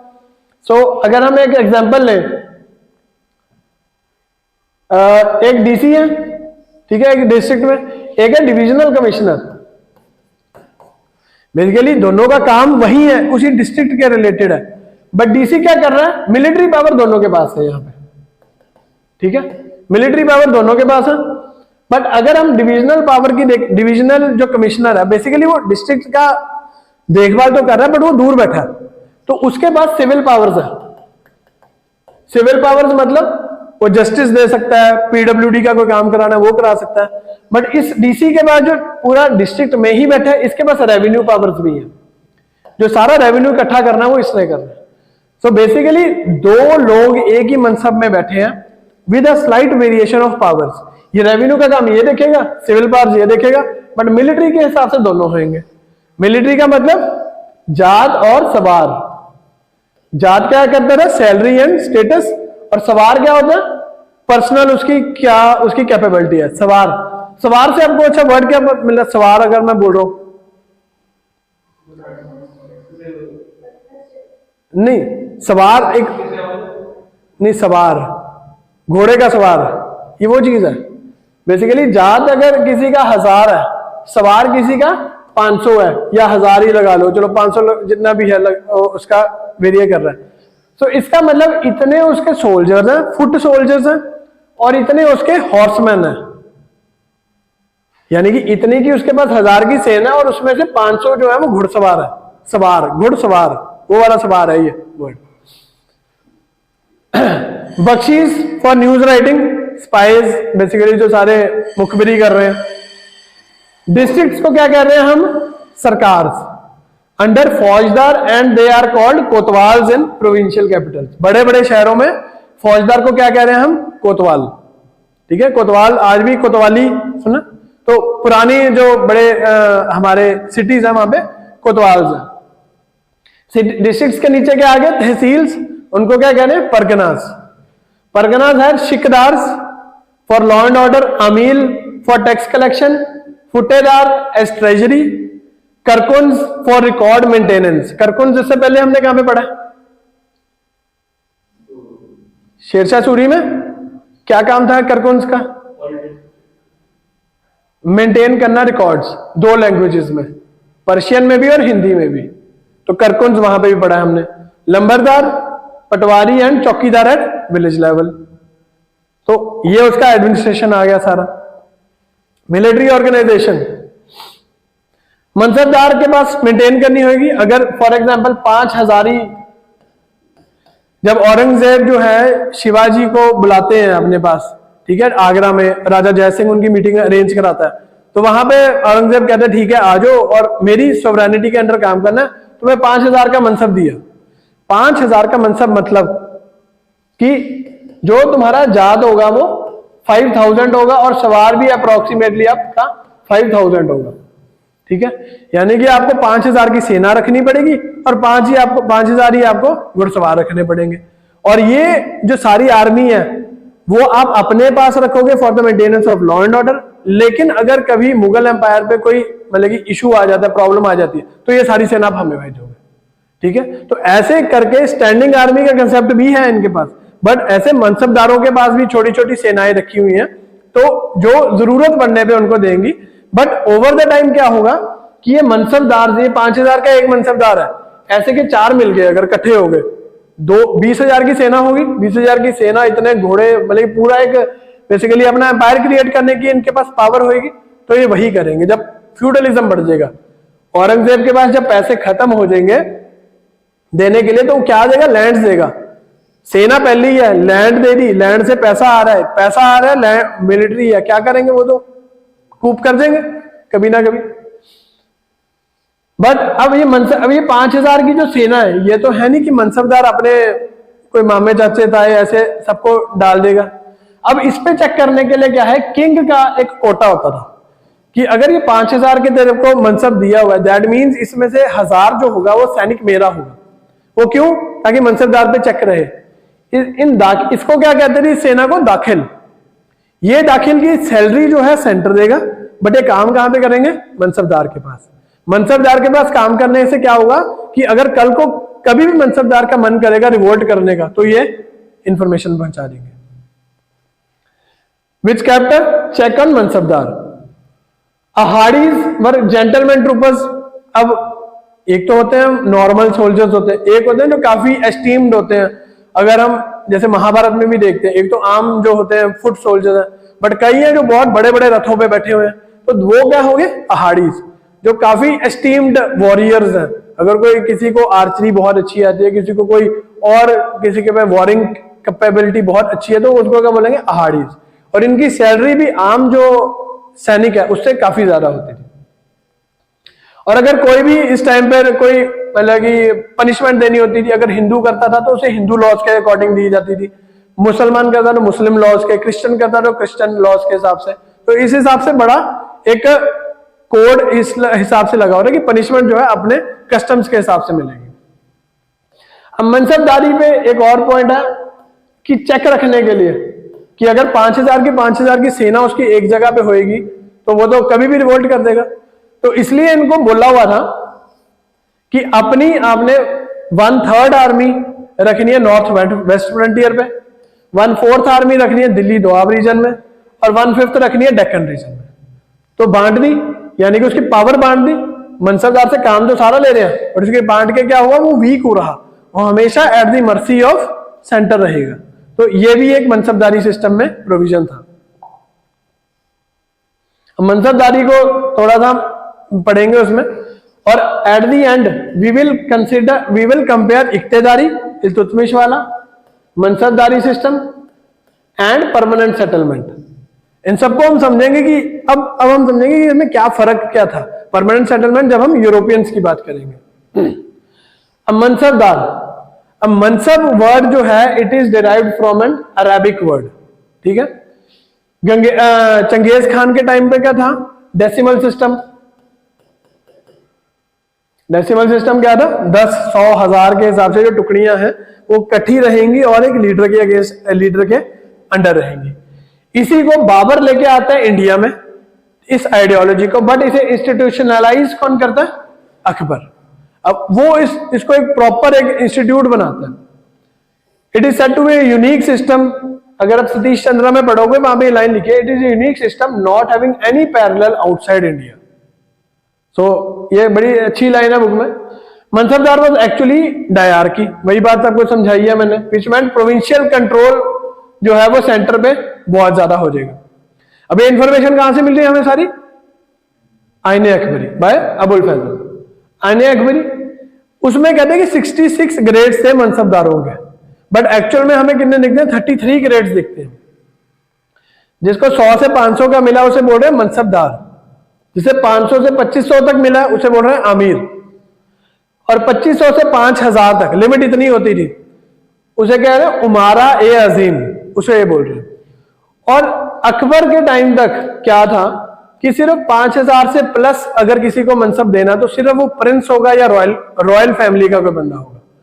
बट औरंगजेब के बाद क्या हुआ, यानी कि शाहजहां से भी स्टार्ट हो गया था, बट औरंगजेब से क्या हुआ, ये जो 5000 से ऊपर वाली सेना है या मनसब देना, तो वो अकेला रॉयल फैमिली को नहीं सभी को देने लग गए थे, कोई जो उनको पावरफुल लगता था। अब इसी से क्या होगा कि आगे क्या होता था कि ये 2500 5000 होता ना, तो अगर कभी 3-4 इकट्ठे हो भी गए तो 4-5 उधर से प्रिंसेस इकट्ठे हो जाएंगे और इनको काबू कर लेंगे। बट अब क्या होगा कि 5000 से प्लस भी जाएंगे, और जब एक मिलिट्री गवर्नर को आप इतनी पार दे दोगे, जो प्रिंस के इकट्ठे, जो प्रिंस जो कल को राजा बनेगा उसके आमने सामने खड़े होने लायक कर दोगे, तो दैट मीन्स रिवोल्ट होगी ही होगी, और वही होगी। अब हम देखेंगे, अभी लेटर मुगल्स में बेसिकली हम देखेंगे। Salary was in cash, but Shahjahan के बाद इसको जागीर में भी हो गया, और औरंगजेब ने जागीरदारी क्राइसिस को पूरा लिमिट पर ला दिया। जहांगीर गेव दुअस्पा सीअस्पा, ये भी हम पढ़ते हैं अभी। अब दुअस्पा सीअस्पा वही चीज है, दुअस्पा या सीअस्पा। अब ये किस पे लागू होता रहा? सवार पे, ठीक है। अब प्रिविलेज तो उसकी बढ़ा दी, लेकिन इसके कॉरेस्पॉन्डिंग उसने पैसे नहीं दिए, ठीक है। अगर उसने बोला कि आपको इतनी एडिशनल आपको सवार जो है वो बढ़ाने हैं, हॉर्समैन बेसिकली आपको बढ़ाने हैं, तो सबसे पहले सेना का खर्चा भी होगा, उसके बाद घोड़े खरीदने का भी और घोड़ों को मेंटेन करने का भी। तो बट एक्सपेंडिचर भी बढ़ गया, एक्सपेंडिचर बढ़ गया, बट सेंटर ने कोई पैसा नहीं दिया, राजा को पैसा नहीं दे रहा, मुगल एम्पायर को पैसा नहीं दे रहा। पैसा कौन देगा फिर? मनसबदार पैसा देगा, और मनसबदार बोलेगा कि यार मेरे से तो आप पहली टैक्सी इतने सारे इकट्ठे कर रहे हो, अब ये मेरे पे एक और कर दिया। अब यहां से क्या आ जाएगा? मनसबदारी क्राइसिस, मनसबदारी क्राइसिस शुरू हो गया वहां पे। अब मुझे अगर किसी का पर्सनल स्टेटस अगर किसी का बढ़ाना है, किसी के पास 2 गनमैन थे, उसको 10 गनमैन दे दिए, देखने वाले को तो लगेगा कि बहुत बढ़िया बात है, लेकिन उससे जाके पूछो ना कि 10 गनमैन अगर रख रहे हैं घर में, उनके खाने का इंतजाम, उनके सोने का इंतजाम, उनके तेल का इंतजाम, उनके उठने बैठने सबका खर्चा भी तो होगा, वो तो कोई दे नहीं रहा। गनमैन दे दिए बट सबको। बट अब यहां से क्या होगा? देखने वाले को लगा कि वाह यार ये तो बड़ा इसका फेवरेट बंदा, बट इसके में फायदा किसका हो रहा है? सेंटर का, क्योंकि उसको अगर कभी कल को सेना की जरूरत पड़ती है तो वो जिस मर्जी से एक्स्ट्रा मंगा सकते हैं।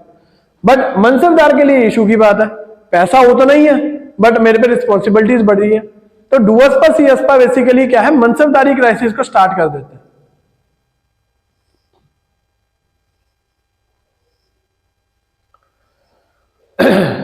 Aurangzeb created mashrut to increase sawar and additional jagir to maintain it.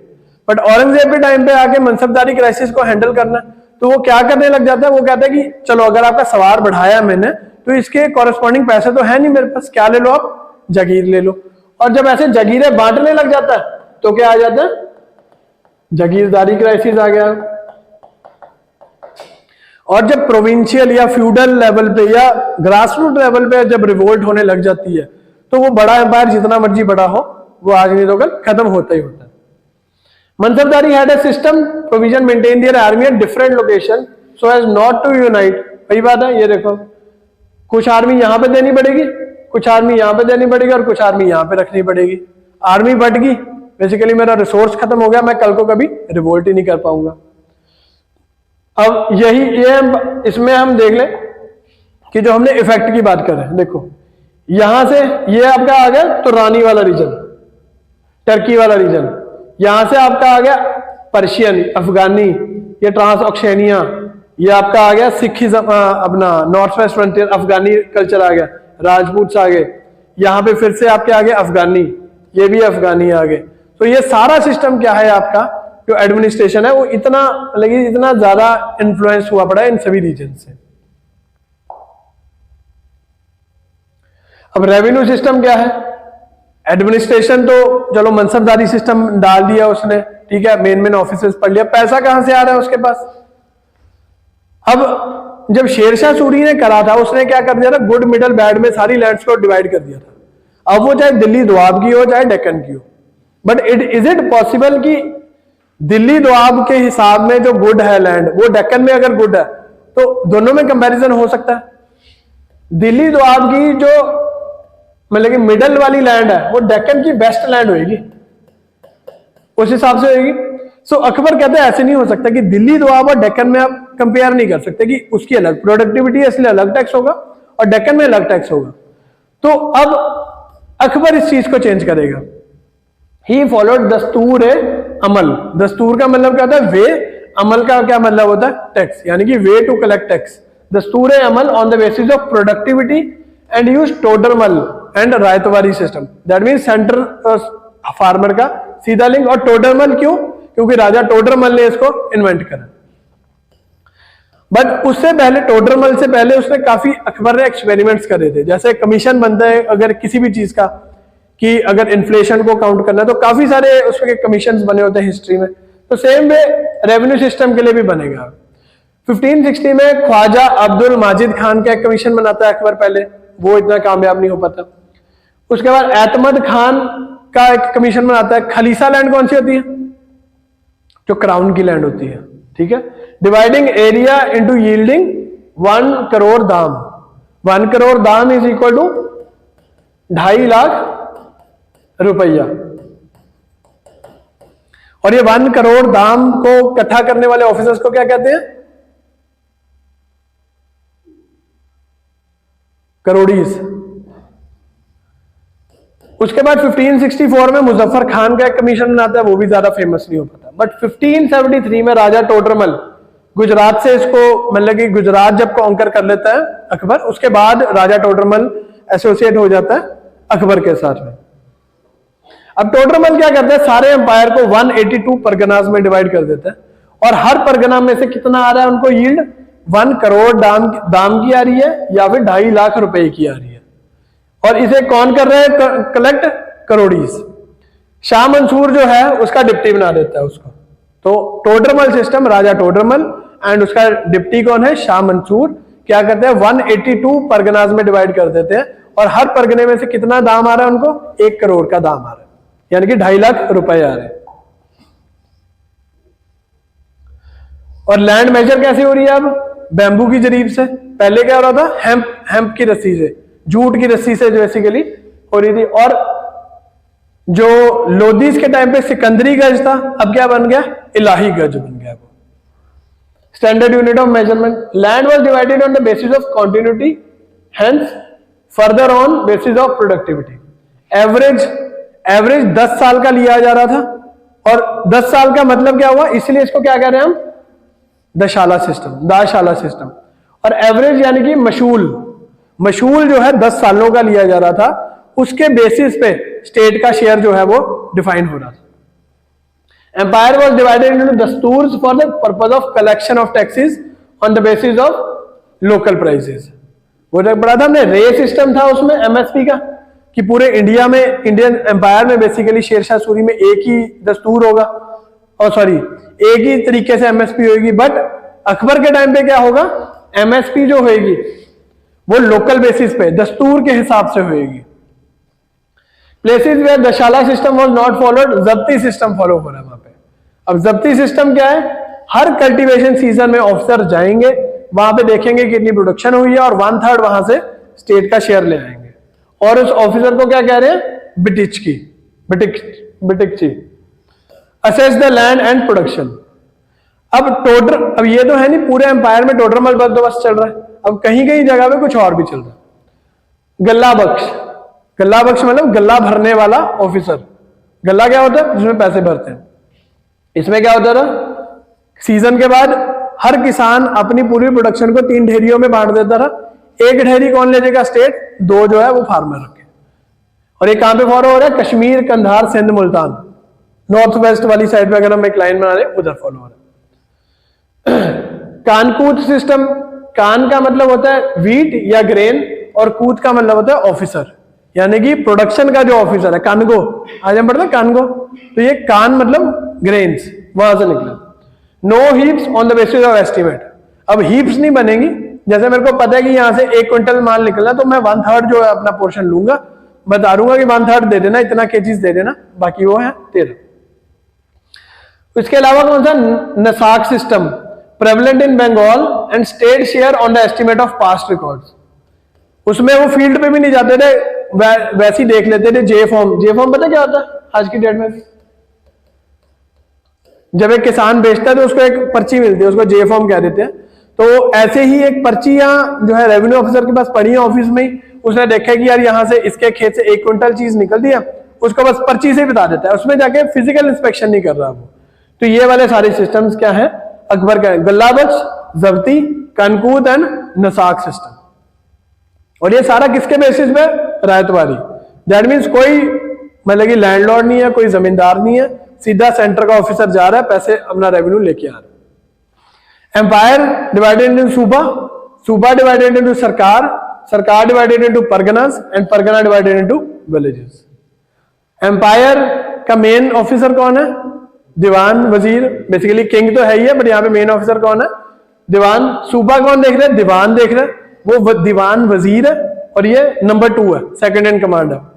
सरकार अमल गुजार, परगना बिचकी एंड कनगो, और विलेज में पटवारी, मुकद्दम एंड शिकदार, ये ऑफिसर्स हैं। ये पैसे रेवेन्यू इकट्ठा करेगा, इसको देगा, ये इसको देगा, ये इसको देगा, और ये इसको देगा, ऐसे चलेगा। और ये सारा आपका आ गया डिवीजन का। मुगल एडमिनिस्ट्रेशन होगी। अब राइज ऑफ मराठास, हमने जो पढ़ा था अभी तक, वो हमने ये पढ़ा था कि औरंगजेब शाहजी को ले जाता है, दैट मीन्स शिवाजी के बारे में, शाहजी भोसले के बारे में हमने नहीं पढ़ा था, वो बेसिक एक आपको अभी बता देते हैं। तो राइज ऑफ मराठास, अब Marathas actually were those Hindus who were in the service of Deccan sultans, हमने अभी पढ़ा। तो Marathas were non service in Ahmednagar and Bijapur में सर्विस कर रहे थे, बट ओवर द टाइम वो इतने स्ट्रांग हो जाते हैं कि अपना एक इंडिपेंडेंट एरिया डिक्लेयर कर देते हैं। अब ये तो है नहीं कि मराठास में कोई एक है, बहुत सारे हैं उसमें, ठीक है, मतलब कि अलग अलग बेसिकली फ्यूडल लॉर्ड्स नहीं, क्लैंस है बेसिकली इनके, तो बहुत सारी फैमिलीज हैं, बट उन्होंने कभी इकट्ठे होने की कोशिश नहीं करी कि Maratha as a family, combined family में इकट्ठे हुए, and this concept was tried by Shiva. तो शाहजी भोसले फादर ऑफ शिवाजी, वो निकलते हैं जब एक बार पैसा आया, पावर आई, तो एम्पायर बढ़ाना है अब, तो वो क्या कहते हैं, पुणे छोड़ देते हैं। पुणे जागीर मिली होती है बेसिकली उन्हें, अहमदनगर बीजापुर की सर्विसेज के चक्कर में उन्हें पुणे जागीर मिली होती है, तो वो छोड़ते हैं और अपने एक्सपेंशन मोड में आ जाते हैं। बट मुगल जिस टाइम पर क्या है, और and dominates the region of Javali, आप ढूंढोगे महाराष्ट्र में कहां पर है, जावली, मवाला एंड कोंकण, ये सारे रीजन्स ढूंढोगे आप कौन से हैं, क्योंकि अब जब हम ज्योग्राफिकली पढ़ेंगे इनको तो इन्हीं का रीजन का कंसेप्ट आएगा कि कोंकण रीजन की बात हो रही है। अब कोंकण रीजन हम उधर बंगाल में ढूंढने लग जाए, वो भी गलत बात है। तो इसलिए अब कुछ हद तक ज्योग्राफिकल लोकेशंस हमें पता होनी चाहिए।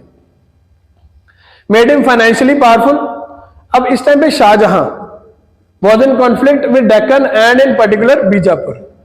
अब सबकी नजर किस पे है, बीजापुर पे, कि बीजापुर चाहिए हमें एट एनी कॉस्ट, ठीक है। पर शाहजहां के बाद कौन आ जाता है, औरंगजेब आ जाता है। औरंगजेब जब मराठास में, और इस टाइम पे कौन आ गया पैरेलली, शिवाजी। शाहजी भोसले तब कब तक थे, till the time of Shahjahan, और अब जो कॉन्फ्लिक्ट में औरंगजेब किसके साथ आ रहा है, शिवाजी के साथ। अब डेक्कन में Shivaji is in expansion mode, और औरंगजेब अपना बिजी है नॉर्थ में रिबेलियन हो रही है, नॉर्थ वेस्ट फ्रंटियर देख रहा है। अभी वो डेक्कन में नहीं आया, बाद में डेक्कन में जब आएगा तो 25 साल यहां पर ही रहेगा।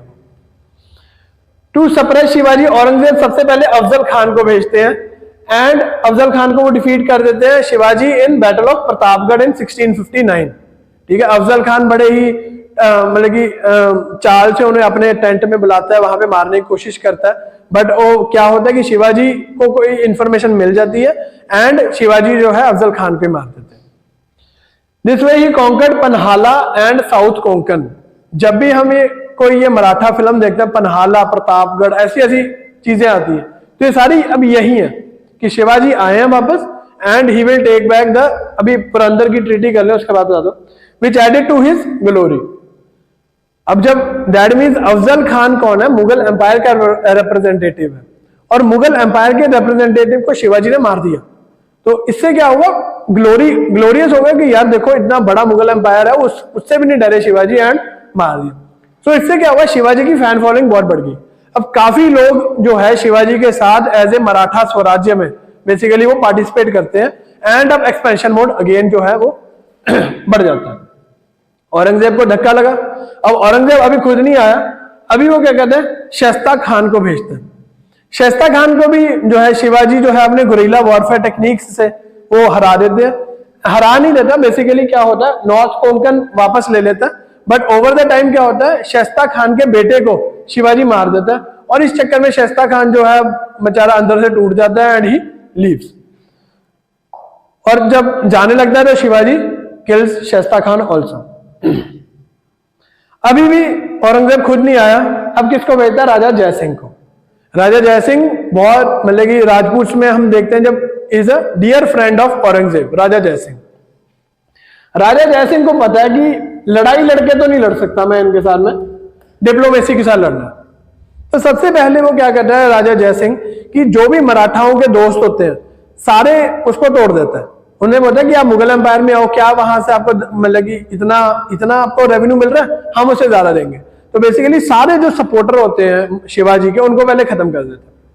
उसके बाद फोर्ट ऑफ पुरंदर, जहां पे शिवाजी की सारी फैमिली, रॉयल फैमिली सारी रहती है, वहां पर बेसिकली राजा जयसिंह जब सारे दोस्त तोड़ दिए, फोर्सेस बेसिकली जहां से रीइंफोर्समेंट आनी थी उन सबको खत्म कर दिया, तो फोर्ट ऑफ पुरंदर में 1665 में वो घेर लेता है, और वहां पे अंदर सारी रॉयल फैमिली है। जब फैमिली की बात आ गई, शिवाजी हो गए थोड़े से लाइट, तो राजा जयसिंह के साथ फिर क्या करते हैं, treaty, and treaty is called treaty of Purandar. ये बहुत इंपॉर्टेंट है आपके लिए, ठीक है। अब इसमें क्या है, ट्रीटी के फोर्ट आउट ऑफ 35। अब शाहजी भोसले एंड शिवाजी ये एक्सपेंशन मोड में है। एक किसी शहर पे कब्जा करने का मतलब किले पे कब्जा करना, ठीक है।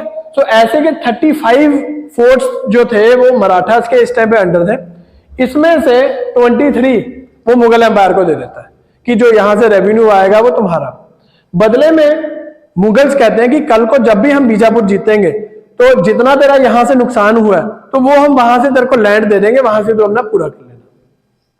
Mughals and Marathas will combine to attack Bijapur. 40 lakh huns to Mughals, इतना वो वॉर कंपनसेशन देना, और बदले में शिवाजी अपने बेटे संभाजी को रॉयल कोर्ट में भेजेंगे, और वहां पे संभाजी को 5000 मनसबदारी का टाइटल दे देता है औरंगजेब। दैट मीन्स औरंगजेब अभी इतना क्रूअल नहीं है टुवर्ड्स मराठास। कब होगा वो अभी अगला सीन बढ़ेंगे। जयसिंह को लगता था कि बीजापुर में अगर कंट्रोल करना है तो मराठास की बहुत जरूरत है, कारण यहां पे आपका है मराठास और ये आपका बीजापुर है। तो कहते कि अगर हमने बीजापुर ले भी लिया तो हमें क्या फायदा, कॉस्ट तो मिलेगा नहीं, ट्रेड तो होगा नहीं। तो यानी कि मराठास को अपने साथ रखना बहुत जरूरी है हमारे लिए। तो इसलिए क्या है कि मराठास को मतलब कि हम करेंगे, उसके बाद बीजापुर लेंगे और इधर वाला रीजन करके ईस्ट वेस्ट ट्रेड जो है वो हमारा। तो मराठास इसलिए बहुत ज्यादा इंपॉर्टेंट थे क्योंकि बीजापुर को भी काउंटर करने के लिए प्लस वेस्टर्न ट्रेड फॉलो करने के लिए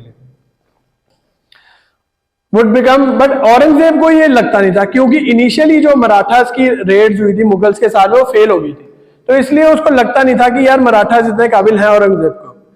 अब इस चीज को खत्म करने के लिए क्या होता है, जो राजा जयसिंह है वो औरंगजेब के साथ में उसकी मीटिंग फिक्स करा देता है और शिवाजी जो है वो औरंगजेब को मिलने आगरा जाते हैं। आगरा जाके वो कोर्ट में बैठे होते हैं और वहां पे जाके वो बोलते हैं 5000 मनसबदार का टाइटल दिया तेरे को भी, मतलब कि संभाजी को भी दिया हुआ कि तेरे को भी 5000 का मनसबदार दिया। बट शिवाजी कहते हैं कि नहीं, मैं तो इतने बड़े एम्पायर का मालिक हूं, 5000 नहीं, मेरे को तो बहुत ज्यादा चाहिए। इस चक्कर में वही मतलब कि तू मैं हो जाती है। और शिवाजी क्या करते हैं, भरी हुई कोर्ट में से उठ के चले जाते हैं 1665 में। 65 में क्या होता है कि वो उठ के चले जाते हैं। अब सारी नोबिलिटी बैठी है, मतलब बेसिकली हिंदुस्तान का बादशाह बैठा है, और उसको आप डिसरिस्पेक्ट करके ऐसे निकल जाओगे तो ऐसे तो जाने नहीं देगा। तो औरंगजेब क्या करता है, सबसे पहले लीनियंट रहता है और शिवाजी को सिर्फ एज ए रॉयल प्रिजनर बना के रखता है अपने पास में। रॉयल प्रिजनर बनाने के बाद क्या होता है, वो लिखता है चिट्ठी राजा जयसिंह को कि राजा जयसिंह, तूने मीटिंग अरेंज कराई थी और ये देख मेरी डिसरिस्पेक्ट करके जा रहा है, अब तू बता इसको पनिशमेंट क्या दे हम। तो वो कहते हैं कि यार थोड़ी सी लीनियंट सी पनिशमेंट दे दो, ये कर दो। बेसिकली वो भी लीनियंट व्यू सा ही लेना चाहता है। But in the mean time 66 में शिवाजी वहां से भाग जाते हैं, रॉयल प्रिजनर रखे होते हैं, वहां से भाग जाते हैं। अब औरंगजेब कहता है कि यार ये तो मेरी बेइज्जती कर गया, और इसलिए क्या है, औरंगजेब अब क्या होगा, खुद आएगा लड़ने, और शिवाजी जो है वो भी अपने पूरे पुराने जो रिश्ते नाते हैं मुगल्स और मराठास के, वो सब खत्म कर देगा। और दोबारा से क्या होगा, जो ट्रीटी ऑफ पुरंदर में ये 23 फोर्ट्स दिए हैं वो वापस लेंगे। और यही तानाजी मूवी देखिए, ये स्टोरी ये है कि जब शिवाजी वापस आते हैं, उनके जो और मराठा फैमिली में जो जुड़े होते हैं लोग, तो ये सारे फोर्ट्स वापस लेते हैं मुगलों से। तो ये स्टोरीज है उसके बारे में जो हम मोस्टली देखते हैं मूवीज में। तो ये वापस जो फोर्ट्स ले रहे हैं और यहाँ पे मुगल मराठा कॉन्फ्लिक्ट हो रहा है, इसको दिखाया जा रहा है। Shivaji came forward to take back all the forts and hence creation of Maratha swarajya. अब एक ऐसे लैंड की जहां पे जो मराठाओं का लैंड है, जो महाराष्ट्र है, ऐसी लैंड क्रिएट करनी है जो शिवाजी सोचते हैं। 1674 में royal coronation of Chhatrapati, Chhatrapati का टाइटल ले लेते हैं at the capital Rajgarh. Rajgarh map में दिखाई हुई है आपको, किस वाली से, वेस्ट पे है ईस्ट पे है, डायरेक्शन बता दो, वेस्ट पे ही होगी। He takes the title of Haindava Dharmoddharak, ये बहुत इंपॉर्टेंट है, हिंदुओं का रक्षक। इसका मतलब कि भाई आज से जो हिंदुओं का रक्षक है डेक्कन में वो कौन है, Chhatrapati Shivaji. And earlier friends, Golconda जो है वो स्टार्टिंग में शिवाजी की हेल्प करता है, बट ओवर द टाइम वो क्या है, औरंगजेब की यानी कि मुगल एम्पायर की तरफ चले जाता है, और इसलिए वहां से भी जाता है। तो बेसिकली ये मराठा एम्पायर जो है, इधर आ गया आपका मुगल एम्पायर, इधर गोलकोंडा, ना ये दोस्त है ना ये दोस्त है। तो अब क्या होगा, अब इश्यूज क्रिएट होंगे, और प्लस औरंगजेब खुद आएगा अब मराठा से लड़ने के लिए, जो 25 ईयर्स के लिए यहां से लड़ेगा। तो ये हो गया। एंड डेथ कब हो जाती है शिवाजी की, 1680। और इस टाइम पर क्या है, औरंगजेब पूरा एक्टिव है डेक्कन में। और ये वाली स्टोरी हमने पहले भी पढ़ी हुई है। औरंगजेब पहले अटैक करता है बीजापुर पे, और वहां पे अपने दोस्त बनाता है, और उसके बाद गोलकोंडा पे अटैक करता है, ताकि रीइंफोर्समेंट्स जो मराठास को जानी वो ना आ जाए। और मराठास 1680 में डेथ होगी, सांबाजी जिसको 5000 का मनसबदार दिया हुआ था, उसको ले जाते हैं। He is captured and killed by Aurangzeb and took और उसके बेटे शाहू और उसकी वाइफ को दिल्ली ले जाते हैं। अभी शाहू बाद में आएगा, बहादुर शाह के टाइम पे निकलेगा अभी, ठीक है। अब सांबाजी को मार दिया, जो बेसिकली मराठास का किंग है, छत्रपति नेक्स्ट बनते हैं, उसको मार दिया, बेटे को ले गया, अब तो कुछ बचा नहीं। बट मराठा इसको ईगो पे ले जाते हैं और वो इसको पीपल्स वॉर बना देते हैं। अब जब औरंगजेब ने एक राजे को मार ही दिया था, तो दैट मीन्स वो मराठाओं पे जीत गया ऑलरेडी। बट यही वो गलती करता है कि वो लोगों से लड़ने लग जाता है, और लोगों का तो कोई है ही नहीं, लिमिट ही नहीं है। वो तो एक मारोगे दूसरा आएगा, दूसरा मारोगे, ये नेवर एंडिंग प्रोसेस चल जाती है। और इस नेवर एंडिंग प्रोसेस में क्या हुआ, जो ट्रेजरी थी मुगल एम्पायर की वो खाली हो जाती है।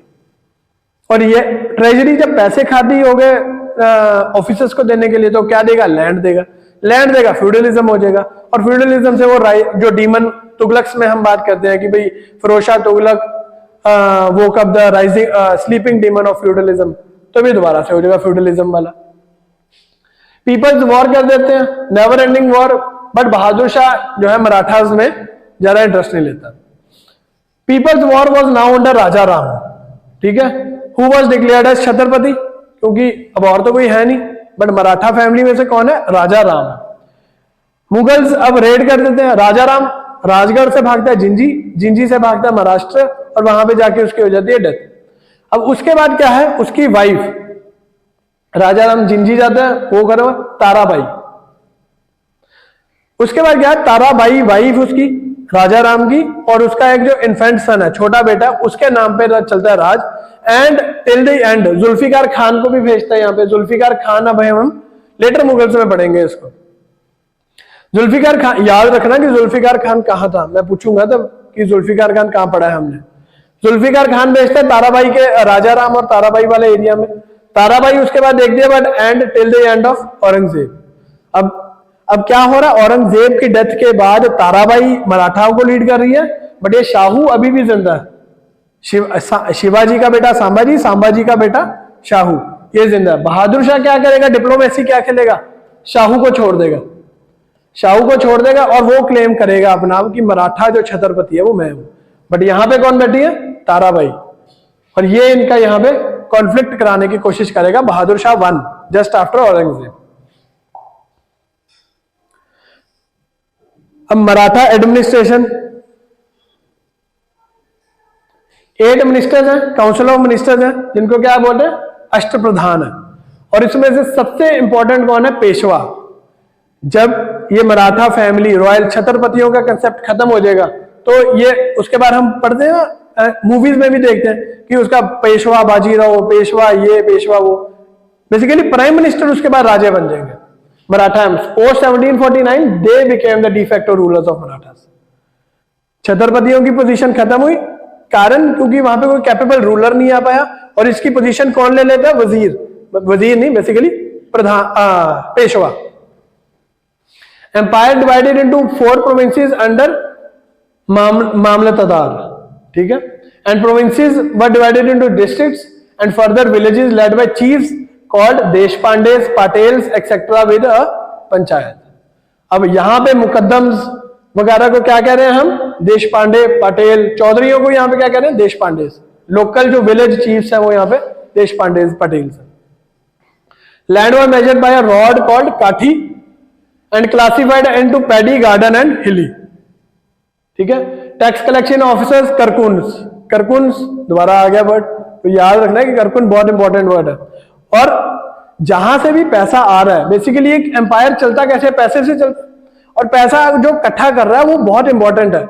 मतलब कि आप सिविल सर्विसेज में या किसी भी एग्जाम में देखोगे, उनका फोकस जो होगा या प्राइम मिनिस्टर पे होगा या रेवेन्यू पे होगा, कि प्राइम मिनिस्टर को क्या कह रहे हैं, या रेवेन्यू कलेक्टिंग ऑफिशियल को या रेवेन्यू हेड को क्या कह रहे हैं। तो बेसिकली तो पेशवा ही है ओवरऑल, प्राइम मिनिस्टर ही जो है वो सारा कुछ देख रहा है। तो फाइनेंस का जो हेड है वो तो हमेशा पेशवा या वजीर या वही रहेगा हमेशा, पर रेवेन्यू कलेक्टिंग ऑफिशियल हमेशा हमने हर एडमिनिस्ट्रेशन का देखना। Chauth and sardeshmukhi were other sources of revenue. Chauth क्या है, एंड सरदेशमुखी, या फिर कई जगह स्वदेशमुखी भी इसको कह देते हैं। चौथ क्या है, फॉर एग्जाम्पल ये एक मराठा लैंड है, क्योंकि बाद में हम देखेंगे लेटर मुगल्स में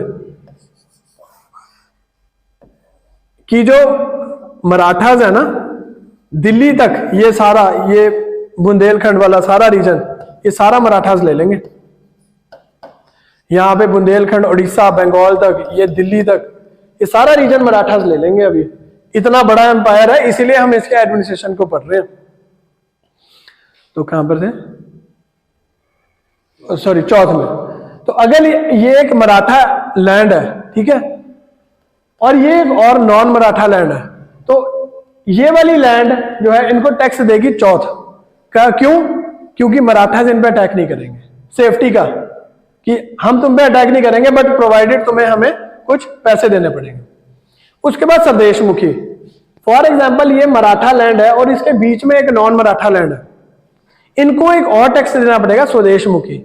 स्वदेशमुखी क्या है, एक ऐसी लैंड जो मतलब कि एंसेस्ट्रली, अगर हम मतलब कि ग्रैंडफादर, फोरफादर्स में, ग्रैंडफादर्स, ग्रेट ग्रैंडफादर्स में देखें हम, तो तब वो मराठा लैंड होती थी, बट अब वो मराठा लैंड नहीं रही, वहां पे कोई और आ गया, तो उनको एक एडिशनल टैक्स देना पड़ता है स्वदेशमुखी, कि भाई तुम एक ऐसी लैंड पे बैठे हो जो आज से बहुत टाइम पहले हमारी होती थी, ठीक है। तो साथ वाला देगा चौथ और ये देगा चौथ एंड स्वदेशमुखी, फॉर नॉट, मतलब कि ताकि मराठा जो है वो इन पे अटैक ना करें। कैवलरी जो सेना है, that was headed by havaldar. Bargirs were soldiers of state and silahdars were nobles army. अगर जो नोबलमैन, वही मनसबदार वाला टाइप ऑफ कंसेप्ट यहाँ पे चल रहा है, नोबल्स को भी आर्मी रखनी पड़ रही है, तो सिलहदार वो है, और बर्गीज जो कौन है, स्टेट की जो आर्मी है। मावली कौन है, foot soldiers. So with this हमारा विजयनगर बहामनी एडमिनिस्ट्रेशन हो गया complete. Now we are left only with later Mughals. Later Mughals, rise of independent kingdoms. Independent kingdoms कौन सी होगी यहां पे अब हमारी, ये वाला सारा रीजन आ जाएगा अफगानियों के अंडर, ये रीजन आ जाएगा सिखिज्म, मतलब कि सिख यहां पे बहुत स्ट्रांग हो जाएंगे, ये रीजन आ जाएगा राजपूत के अंडर, और यहां से लेके ये दिल्ली तक वाला रीजन, ये बुंदेलखंड, ये आ जाएंगे राजपूत। यहां पे बन जाएगा हैदराबाद, यहां पे आपका बन जाएगा मैसूर, त्रावणकोर, यहां पे बन जाएगा कर्नाटक वाला रीजन, ये बन जाएगा सिरकार्स वाला रीजन, यहां पर आ जाएगा बंगाल, यहां पर आपका औध, जो हम शुरू करा था जौनपुर से। जौनपुर कौन है, जौनपुर बाद में अवध और इलाहाबाद में हो जाता है, और अवध इलाहाबाद अब क्या बन जाएगा ये। उसके बाद यहाँ पे सिंध में रीजन में हिंदू डायनेस्टी भी बैठी है, तो ये सारा रीजन, ये सारा हो जाएगा, और जो मुगल एम्पायर है वो हार्डली इतना सा यहाँ ऊपर रह जाएगा। हाँ जी सॉरी, ये मराठास है, राजपूत सिंह, ये सारे आ जाएंगे मराठास। तो अब ये सारा देखो फ्यूडलिज्म का आ गया दोबारा से एंगल, रीजनल पावर्स का हो गया। जो एक मुगल एम्पायर था यहां तक कहां पे रह गया, थोड़ा सा। बहादुर शाह जफर टू को कहते 2 गज जमीन नहीं मिली थी। एक ऐसा एम्पायर जो पूरे इंडिया में था, जब उसकी डेथ हुई उसको दफनाने के लिए 2 गज जमीन नहीं मिल पाई, क्योंकि उसे रंगून भेज दिया गया था। इंडिया में बेसिकली इतनी बुरी हालत हो गई थी मुगल एम्पायर की। So this is next thing, later Mughals की कैसे बिल्कुल ही खत्म हो जाता है, and rise of independent kingdoms, and उसके बाद हम शुरू कर देंगे एडवेंट ऑफ यूरोपियंस। यूरोपियंस पहले आ चुके हैं, पोर्चुगीज आ चुके हैं, बट अब वो क्या कंसोलिडेशन कर देंगे। कंसोलिडेशन करने का सबसे बड़ा कारण क्या रहेगा बताओ वैसे, ट्रेड रहेगा कारण।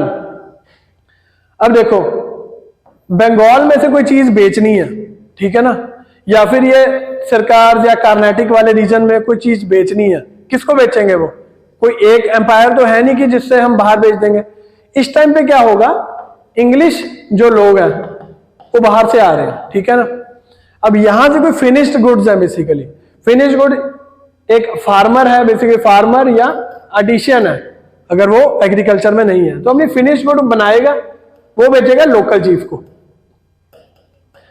बट अब एक लोकल चीफ की इतनी हैसियत तो है नहीं, वो ईरान पर्शिया तक पहुंचा देगा, यूरोप तक पहुंचा देगा। अब उसको कौन मिलेगा यहां पर, इंग्लैंड के लोग। इंग्लैंड के लोग आएंगे, बोलेंगे हमें दो आप सामान, अपना फिनिश्ड गुड्स आप हमें दो, हम ये जाके बेचेंगे और तुम्हें बढ़िया आपको फायदा कराएंगे। तो बेसिकली इकोनॉमिक डिपेंडेंस कर देंगे वो, इकोनॉमिक डिपेंडेंसी, कि हमारे बिना आप नहीं चल पाओगे। और जब इकोनॉमिक डिपेंडेंसी हो जाएगी इंडियन फार्मर्स की, बेसिकली ग्रास रूट लेवल पे, लोकल चीफ्स पे, वहां पे करप्शन भी बहुत एक मेजर रोल प्ले करेगी। तो क्या होगा कि ये इकोनॉमिक डोमिनेशन करेंगे, इकोनॉमिक डिपेंडेंस से चले जाएंगे डोमिनेशन में, कि हमने तो जी 100 रुपए का खरीदना है ये चीज, चाहे तुम्हारे 500 का लगे चाहे 600 लगे, अगला बोलेगा कुछ तो चलो आएगा।